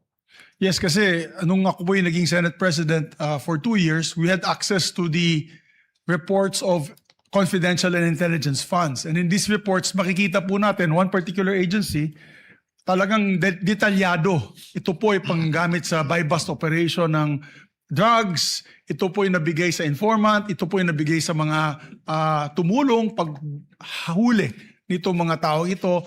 Ayan ba'y ganun din po nakita ninyo sa OVP, use of confidential funds? Pwedeng pa ulit po ng tanong, Your Honor. Sana mabigyan po ako ng leeway ng ating presiding officer. Basically, nung ako po yung naging Senate President, yung confidential intelligence funds ay dinadala dito during budget hearing. So, para ma-review po ng Senado. Ang ginawa ko po, nung ako po yung Senate President, binuksan ko po ito sa majority at minority. As a matter of fact, Senator Risa Ontiveros, Senator Coco Pimentel was the minority leader then. Binuksan po natin yan para makita ng lahat yung paggamit nitong confidential and intelligence funds through the reporting of the different agencies. May mga ahensya na makakapal ang mga sinabmit sa Senado para makita kung gaano nila o paano nila ginamit yung pera. Dito ba po sa Office of the Vice President, ganun din ba po kadetalyado ang report na binigay po sa COA o nakita ng COA sa paggamit ng mga pondo nila? Hindi po, Your Honor. Hindi po. Opo. Okay, and the reason why, and this as a statement, the reason why we need to really curtail the use of intelligence and confidential funds on the possibility of abuse, and not only on the Office of the Vice President. This also goes to all agencies of government. Kaya limitado na po sa armed forces na lang yung ating confidential funds tuwing nag-approve po tayo ng budget. At kasama na po dapat dyan yung LGUs. Dahil yung LGU po ay matindi din ang pag-abuso ng kanilang confidential intelligence funds. Tama po po yan, Attorney? Under your experience. Yes po. Kulang po yung safeguards, Your Honor. Maraming salamat po. Thank you, Senator Judge Zubiri. Next would be Senator Judge Erwin Tulfo. You may proceed, sir. When you're ready, you have 2 minutes. Mr. Witness, napansin po ba ninyo na yung isang acknowledgement receipt na 220,000 para sa payment of reward, parenthesis, various goods, para kay TJ Verano, 220,000 po ito. Ang date po ng receipt ay December 22, 2026. Samantalang ang expenditure ay para sa taong 2022. Typo error po ba ito o minadali ang paggawa ng AR? 2026 po, Your Honor. 2026 po. Acknowledgement receipt. December. Tama, 2022 acknowledgement receipt. Ayan po. Ay para sa 2022 po yata ito. Is this typo error or sa tingin ninyo ay minadali? Nagkaroon po kami ng findings about dyan, Your Honor. Lahat po nung ARs po na nakadate po, na hindi po nakadate ng 2022, na isama po namin doon sa aming notice of suspension po. Okay. Pero ang pirma po dito ni TJ Verano po, may pirma po nito, di ba? Based on that document po, it appears na si TJ Verano po. So, dinate niya po ng 2026, in advance niya na? Or minove forward niya po to 2026? Ang pagtanggap po ng goods, December 22, 2026? Para sa 2022 po ito? Yes po, kaya po kami nagkaroon ng findings about dyan, Your Honor. Okay. So, question ho ninyo. Opo, question po namin. Pangalawang katanungan ko po, pinajustify niyo po ba sa OVP bakit gumastos ito ng 2 milyon kada araw para sa safe house? Ito po ba isang safe house lang o maraming safe houses? Sumagot po ba ang Office of the Vice President? Based on the documents submitted to us, hindi po namin madedetermine kung ilan yung safe houses na pinagamitan po. Pero sumagot po ba siya? Pinajustify niyo po ba? I mean, 2 million per day, it's sobrang laki. Hotel na po yata yung nirerenta po nito. Ganito kalaki, sobra pa. Hindi po namin pinajustify, Your Honor, since wala naman pong threshold dun sa joint circular as to the amounts. Na yung 2 million, except dito kay OVP. Hindi po tinanggap ni OVP yung aming first nung nagka-tempo kami nung unang time po. All right. That's all, Presiding Officer. Thank you. Thank you. Chair would now like to recognize our minority leader, rather, Senator Judge Alan Cayetano, for his availment of the first round. You may proceed, sir. When you're ready, you have 2 minutes, sir. Mr. Presiding Officer, Senate President, dear colleagues. My question is to the counsel for the prosecution, defense, and the witness. One question, maybe a follow-up. And if we may start with the witness first to answer. I'm not asking you to make a judgment in this case ng impeachment. So sa akin is answer the general question. So we've discussed in the last 2 days, diba, what is illegal expenditure, what is irregular expenditure, what is improper expenditure. In between all of that, we talked about many technicalities. And of course, this will be much easier if we're talking about public funds which are not confidential in nature. So my question is, when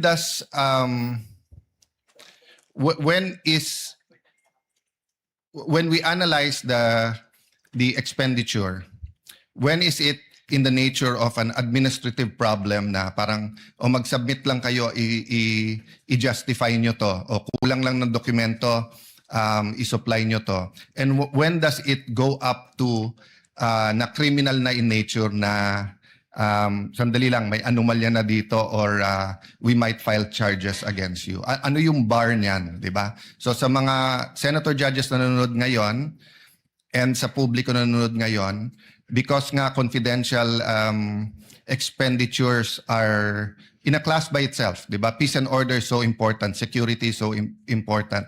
So I'm not referring to this case, ha? So I'm not asking you to make a judgment in this case, whether it's administrative, criminal.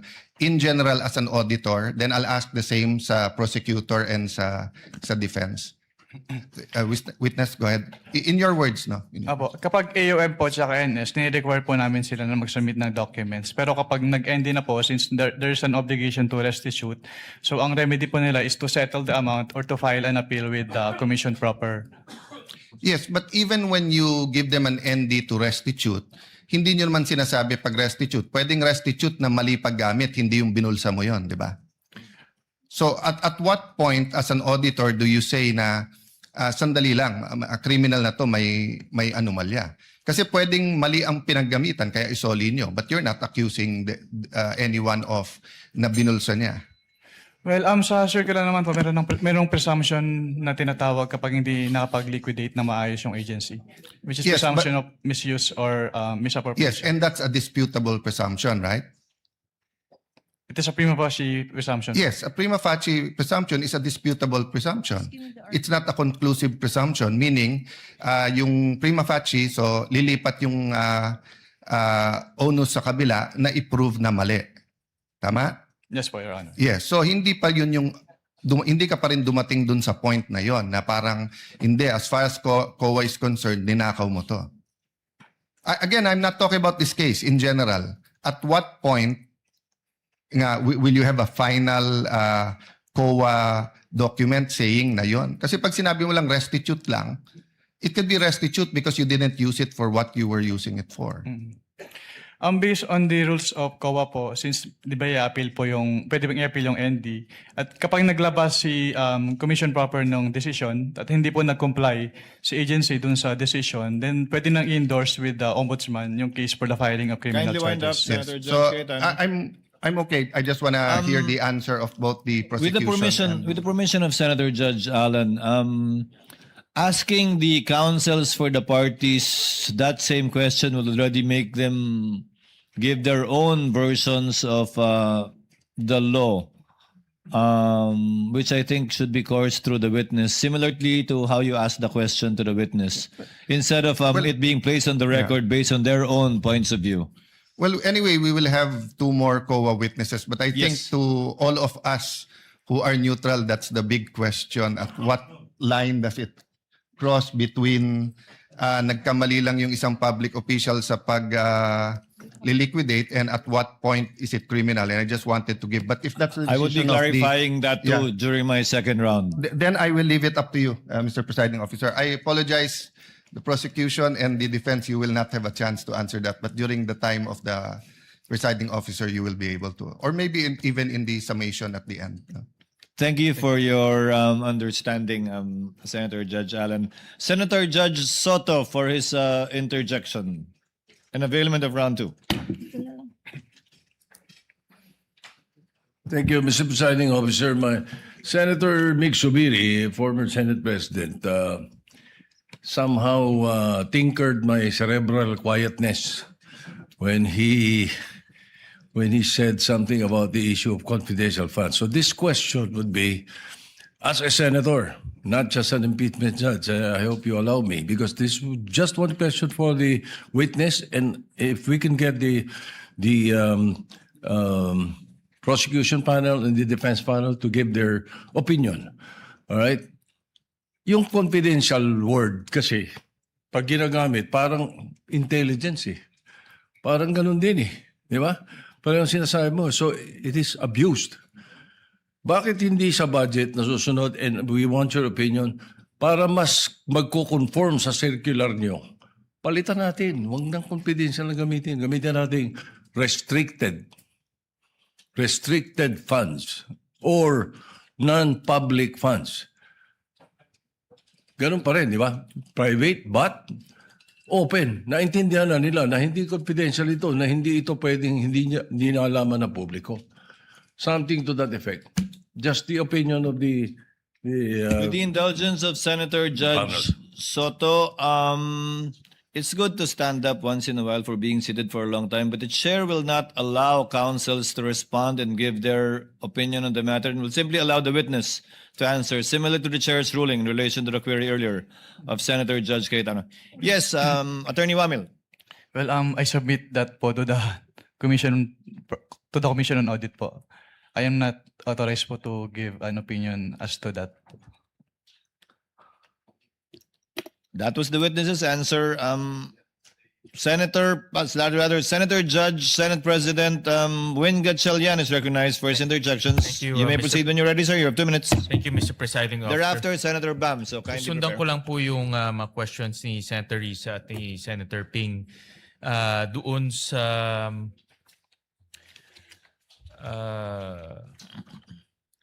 payment of rewards to informers without documents evidencing the success. Kanina natanong ni Senator Ping at ni Senator Risa tungkol dito. Ngayon, anong klaseng ebidensya ang hinahanap ng COA, ikaw in particularly, evidencing success? Since yung circular naman po ay walang binanggit na particular evidence, ang tinitingnan na lang po namin sa mga sinasubmit ay yung causal link between the successful information gathering or surveillance activities and the information given by the informer. Can you give an example kung paano ginagawa niya ng ibang agencies? Opo. Nagsasubmit po sila ng certification po, Your Honor. Give me an example lang. No? Ano yung causal link?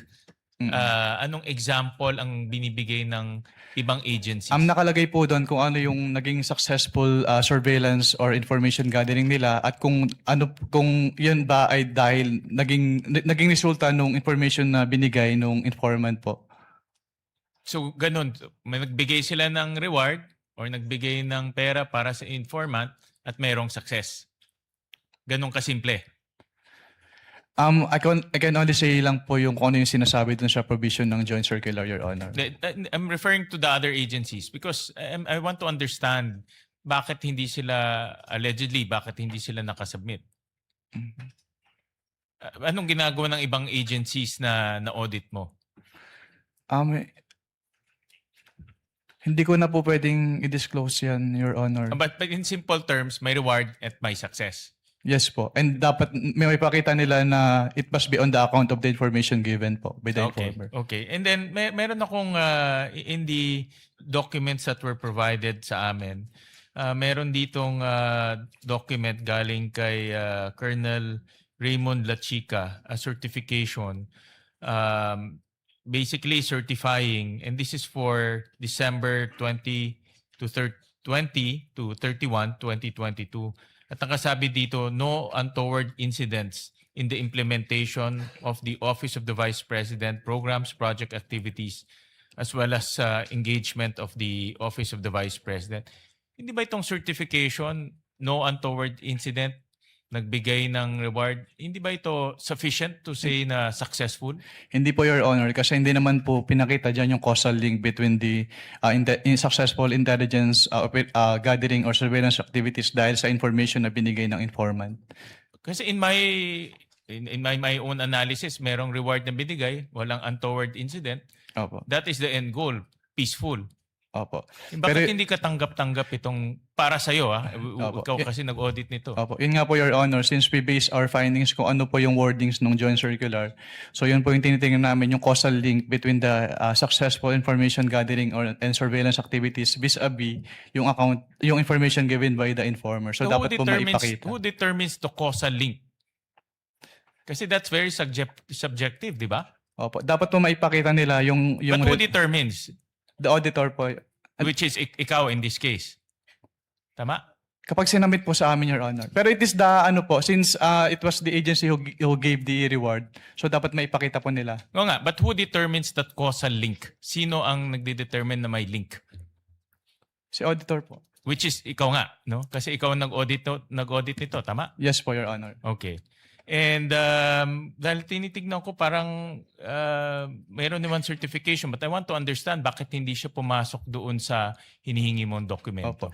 Hindi po kasi pinakita dyan, Your Honor, na yung naging result ay dahil sa information na binigay ng informer. Yun po kasi yung gusto namin makita. Alright. Thank you. Thank you, Mr. Presiding Officer. Thank you, Senate President. Next to make his interjections would be Senator Bam Aquino. Thereafter, Senator Marcos. You may proceed, sir, when you're ready. You have 2 minutes. Maraming salamat. My question is for Attorney Poa. Attorney Poa, what is the official position of the respondent with regard to Piatos, Andy Lim, and all of these names that are brought up? Are they real people or are they aliases?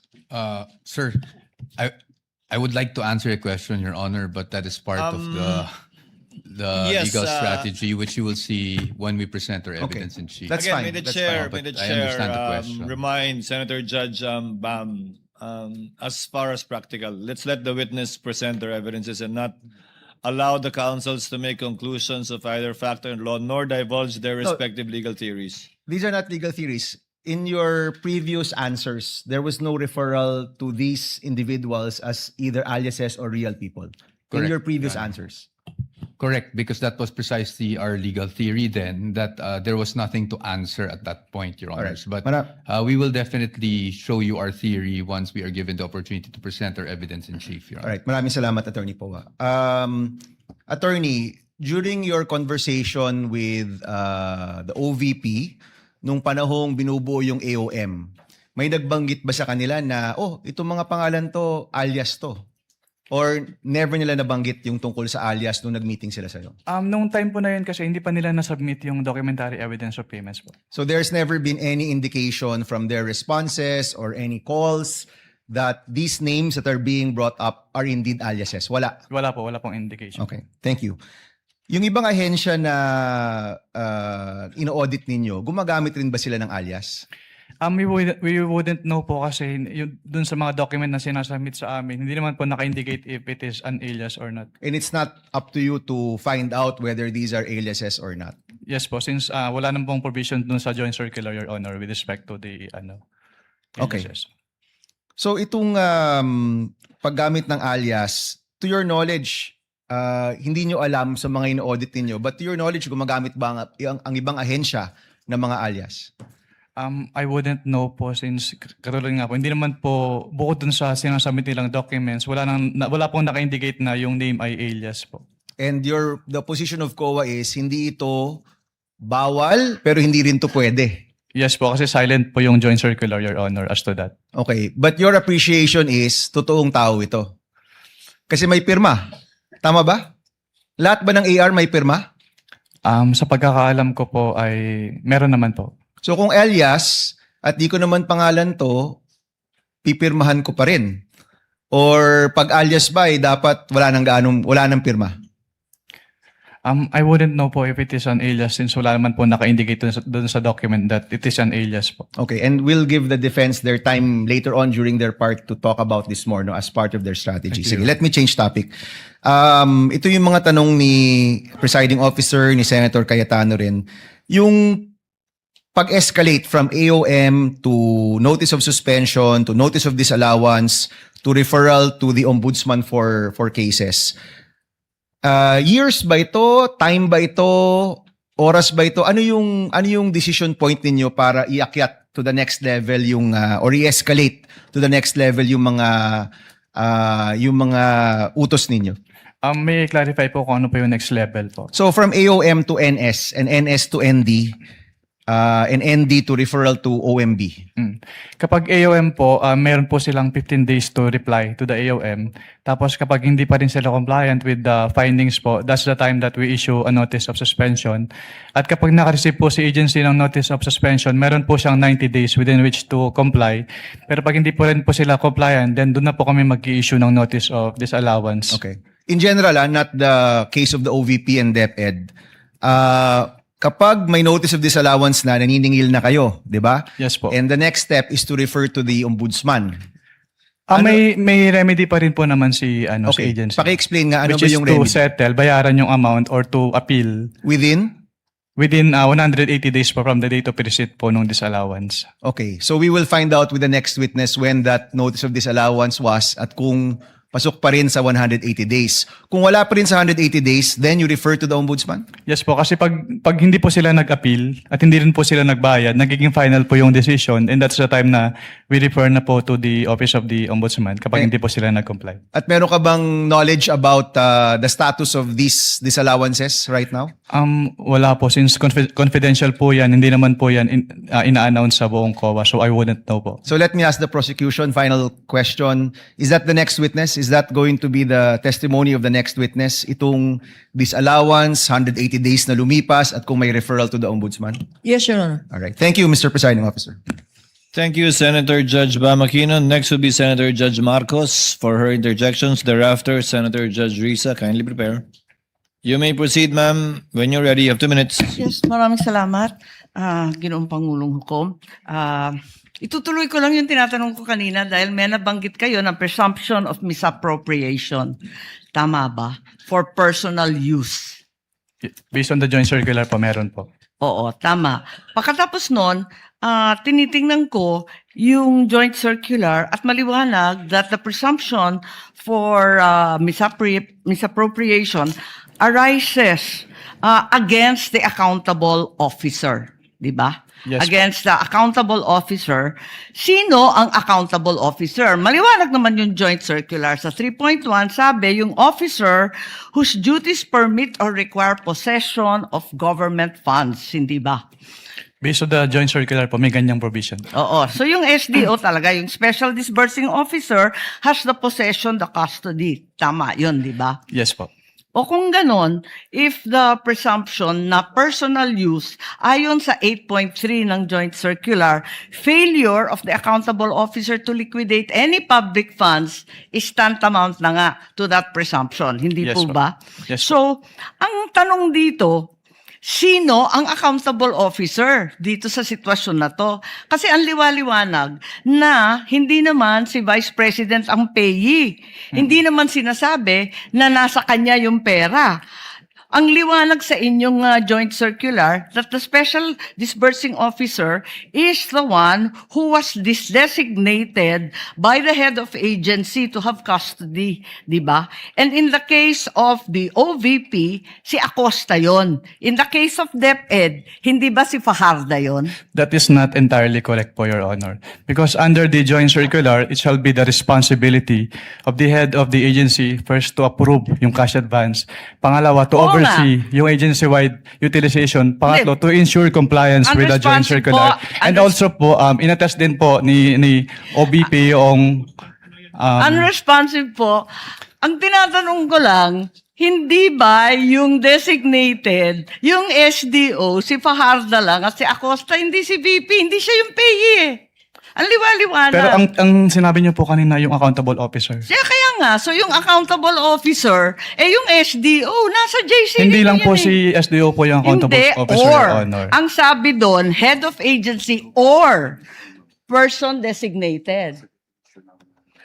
Oo, ang liwanag sa definition ng joint circular. Mag-yes or no ka lang, kanina ka pa, inaaway mo ko lagi eh. Sorry po, Your Honor.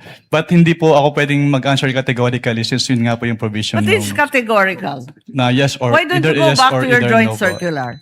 Yo po. Kapag sinabi po kasing Doon categorical, sa it's either yes definition, po ang or- liwaliwanag, SDO kapag na-designate ng head of office, di ba? But hindi po kasi doon na nalilimit lang yung term na accountable officer kasi may other provisions na applicable pa din po with respect to the term accountable officer. Asan? Kasi napakaliwanag doon sa definitions at napakaliwanag sa 8.3 ng joint circular. Yun nga po yung na-mention ko kanina. Interpretation na ninyo yun. Hindi Pinapalawak po. ninyo andun eh. Head of office, Hindi head po of agency, or designated. Hindi po, Your Honor. Kasi yun nga po, nakalagay po doon sa... Sabi mo kanina yes, ngayon no naman. Wala po akong sinabing yes O po, Your sinabi Honor. mo kanina oo, SDO nga in charge. Sinabi ko lang po kung ano yung... Kinonfirm ko lang po kung ano yung SDO po, Your Honor. Attorney Wamel, kindly avoid arguing with Senator apologies Judge po, Your Honor. Marcos. Sige po. And kindly wind up, Senator Judge Marcos. Pwede lang itanong kasi nalito ako kahapon. Kahapon sinabi mo na si VP Sara lang ang first and only vice president that you audited na may confidential funds. Hindi ba? Sinabi mo yun, di ba? Yes po, Your Honor. Tapos, kahapon, nung pinakita ng depensa, yung SARO na si VP Binay, noong 22 December 2014, may binigay na 6 million kay VP Binay ang DBM. Alin ba ang totoo sa dalawang sinabi mo magkatunggali? Yung pinakita po kahapon ay special allotment release order po. Ano.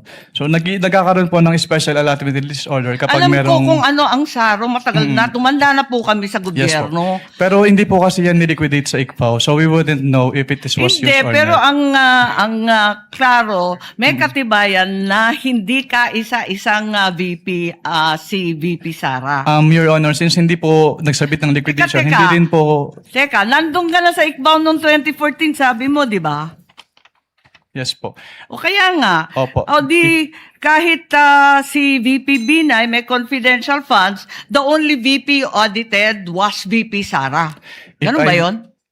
Since si VP Sara lang po yung nagsubmit ng liquidation. Pero Ba't hindi mo alam? if I may clarify po. Ba't hindi mo alam? Nandun ka na noong 2014. Dapat alam mo yun eh. If I may clarify po, Your Honor. Since wala pong budget dun sa GAA as to confidential fund at hindi naman po nag-liquidate si BPB9 nung kanilang confidential fund. So hindi pa namin alam kung ginamit at hindi na po nakarating sa Hindi, COA ang yung tanong, SARO po. nabigyan ng confidential funds, humingi at nabigyan. May SARO eh. We wouldn't know Yun if lang it is naman ang used. tanong eh. Of course, you know, may SARO. Sinabi mo nga, totoo yung sarong yun.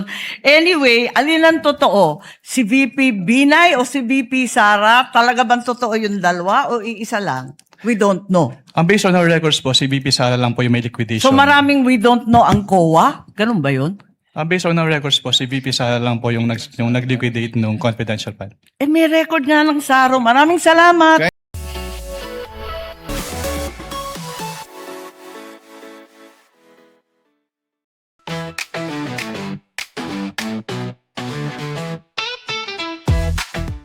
Next to interject is Senator Risa, thereafter Senator Judge Rafi Tulfo. Senator Judge Risa, you may proceed when you're ready. You have 2 minutes, ma'am.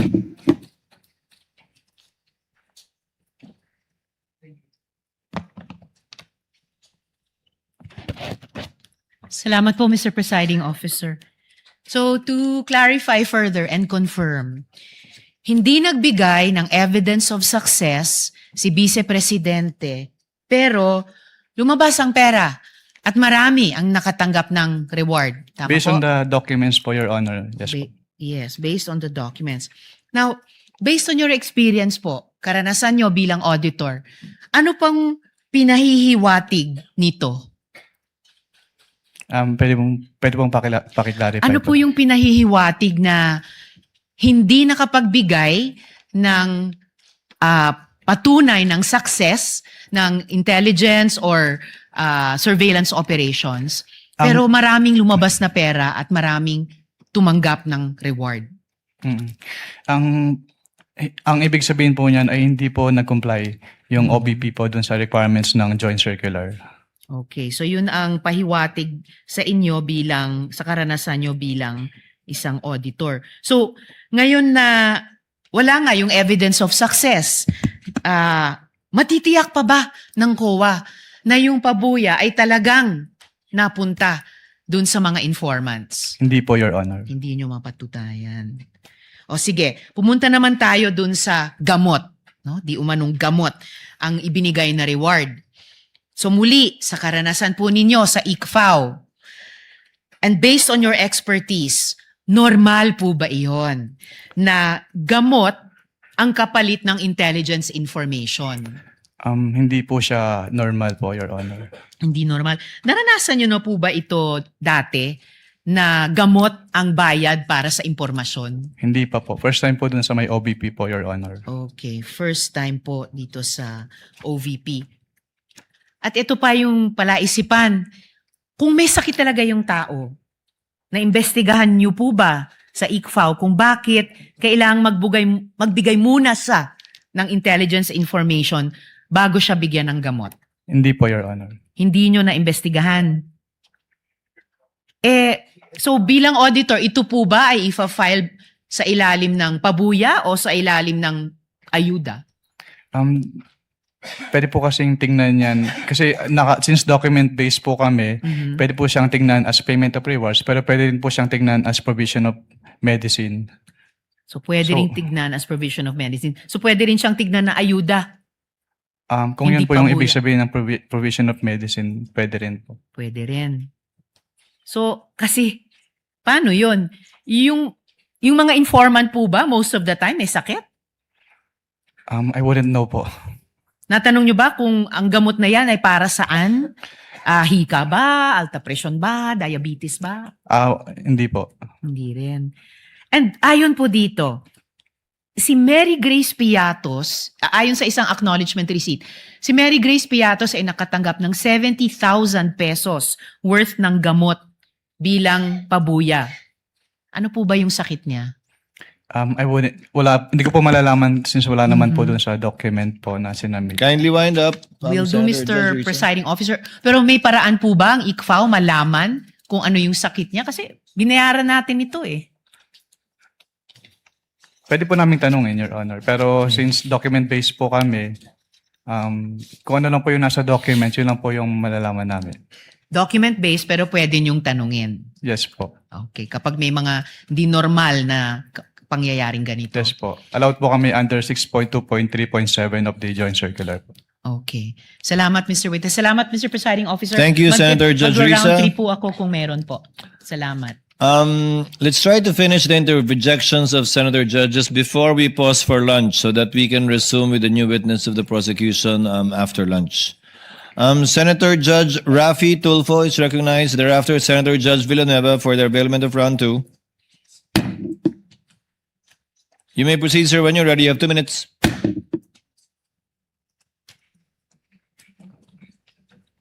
Thank you, Mr. Presiding Officer. Mr. Witness, sa panahon na kung saan kabilang ka ng ICFAO at ikaw ay mga nag-audit ng mga ahensya ng gobyerno, meron ka na bang, bukod sa OBP at saka sa DepEd under VP Sara, meron ka na bang ibang agency ng government na na-issue nyo ng disallowance? Sa pagkakalam ko, meron na po. Ano itong mga agency na ito? Hindi ko po pwedeng i-disclose. Your Okay. Honor. At bakit? Bakit sila na-issue ng disallowance? Dahil yun nga po, since ang basis lang po namin ay yung Joint Circular, hindi po compliant dun sa provisions ng Joint Circular. Hindi compliant. Okay, so nung na-issue ng disallowance yung office ni BP Sara, ano yung naging tugon nila? Wala na po akong personal knowledge, Your Honor, kasi wala na po ako sa ICFAO. Okay. Nabanggit mo rin na ikaw nga'y pinuntahan sa tanggapan mo sa COA para magkaroon ng tinatawag na audit query.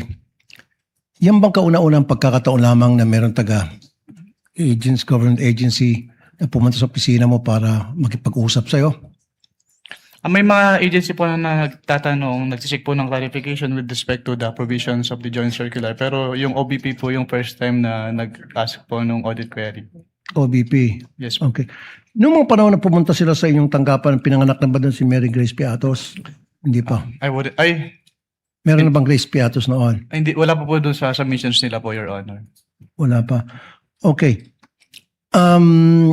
Nung puntahan ka ng Chief of Staff ng OVP at saka yung si Attorney na nandito ngayon, nakalimutan ko yung pangalan niya. Ayoko na pangitin. POA. Were you intimidated? Wala naman pong ganun, Your Honor. Good. And yun yung isang unang pagkakataon na sabi mo kanina na may pumunta doon para makipag-usap tungkol sa audit query. Yes po. Okay. Anyway, nothing personal to sa'yo, attorney. You're a good lawyer. As a matter of fact, dati nakausap ko siyang meron pong programang Wanted sa radyo, may problema tungkol sa DepEd, and I call him at sumasagot naman siya at yung mga sinasagot niya sa akin, okay naman. And for that, hanga ako sa'yo. Doon lang sa programang Wanted sa radyo na mabilis kang lapitan at natutugunan mo yung mga problema na nilalapit ko sa programa ko. Thank you. Thank you. Thank you, Senator Judge Rafi. Mr. Senator Chair. Judge Joel. Mr. Presiding Officer. Yes, what is the pleasure I of don't know if council this for is in order, so I would just like to ask if you would allow me to do so. But since I've always been, I mean, I was alluded to, and references were made to the meeting. If you could just give me maybe 2 minutes to just give context to that meeting. But if I'm not allowed to do so, then I will submit to the ruling of the presiding Unfortunately, officer. counsel, no. That's why I also prohibited them from questioning you or Yes, okay. alluding to you in relation to any question. I You will understand. have the appropriate opportunity during your presentation of evidence in chief, if you do so, if you want to explain that meeting. Although I watched you trying to explain it yesterday already, which I will address later. But we will cross the bridge when you present your evidence in chief, Attorney Pao. You will have your chance. Thank you, thank you. I respect that, Mr. Presiding Officer. Senator Judge Villanueva, you have 2 minutes, sir. You may proceed when you're ready. I'll help a bit. Is there anything illegal, improper to that meeting, Mr. Witness? Wala naman po since you. may mga agency naman po na nagtatanong din po sa amin. Thank you. Sa item 4 ng Feb 1 na AOM na ginawa po ninyo, sabi po ninyo masyadong general ang socio-economic program delivery at hindi ito tinukoy yung specific confidential activities. Ano po yung minimum level na of detail na dapat ay nakasaad po doon sa PFP o yung physical and financial plan upang makapagbigay po ng ito ng tunay na authority at spending limit at hindi naman na inilalantad yung sensitibong operational information. Based po dun sa joint circular, dapat naka-indicate po dyan yung specific programs, activities and projects po na pagbabasehan ng kanilang confidential disbursement po. Yung specific confidential activities po na kanilang pagbabasehan, since yan po ay plano, dyan po nakabase yung kanilang confidential expenses. So the PFP is not merely a reporting form. Yes po. Yan po yung basis for disbursement. Dapat po bang approve at sufficiently detailed yung PFP bago ilabas o gastusin ang confidential funds? Kung magbigay lamang po ng mas detalyadong paliwanag, for example, pagkatapos magastos yung salapi, maaari po ba nitong retroactively ma-cure ang kakulangan dun sa PFP? Sa original PFP? Pwedeng pa ulit po ng tanong, Your Honor. Sorry po. Ulitin ko lang Dapat po bang approved at sufficiently detailed na yung PFP bago ito ilabas o gastusin ang confidential funds? At kung nagbigay po sa pagkakataong ito ng mas detalyadong paliwanag pagkatapos magastos yung salapi, maaari po ba nitong retroactively ma-cure ang kakulangan sa original PFP? Maaari po, Your Honor. So maku-cure siya. Ngunit hindi ito nagawa. Kaya po natuloy yung AOM, kaya natuloy dun sa NS. Yes po. Nabanggit po ninyo na limitado yung space sa accomplishment report, kaya hindi po maipaliwanag ng ahensya kung ano talaga yung bawat purchase o expense. At dahil dito, tama po ba na hindi dapat ibase lamang ng COA yung kanilang findings doon sa broad labels lamang at kailangan suriin muna ang bawat transaksyon at supporting document? Yes po, Your Honor. Doon po sa 82 million na may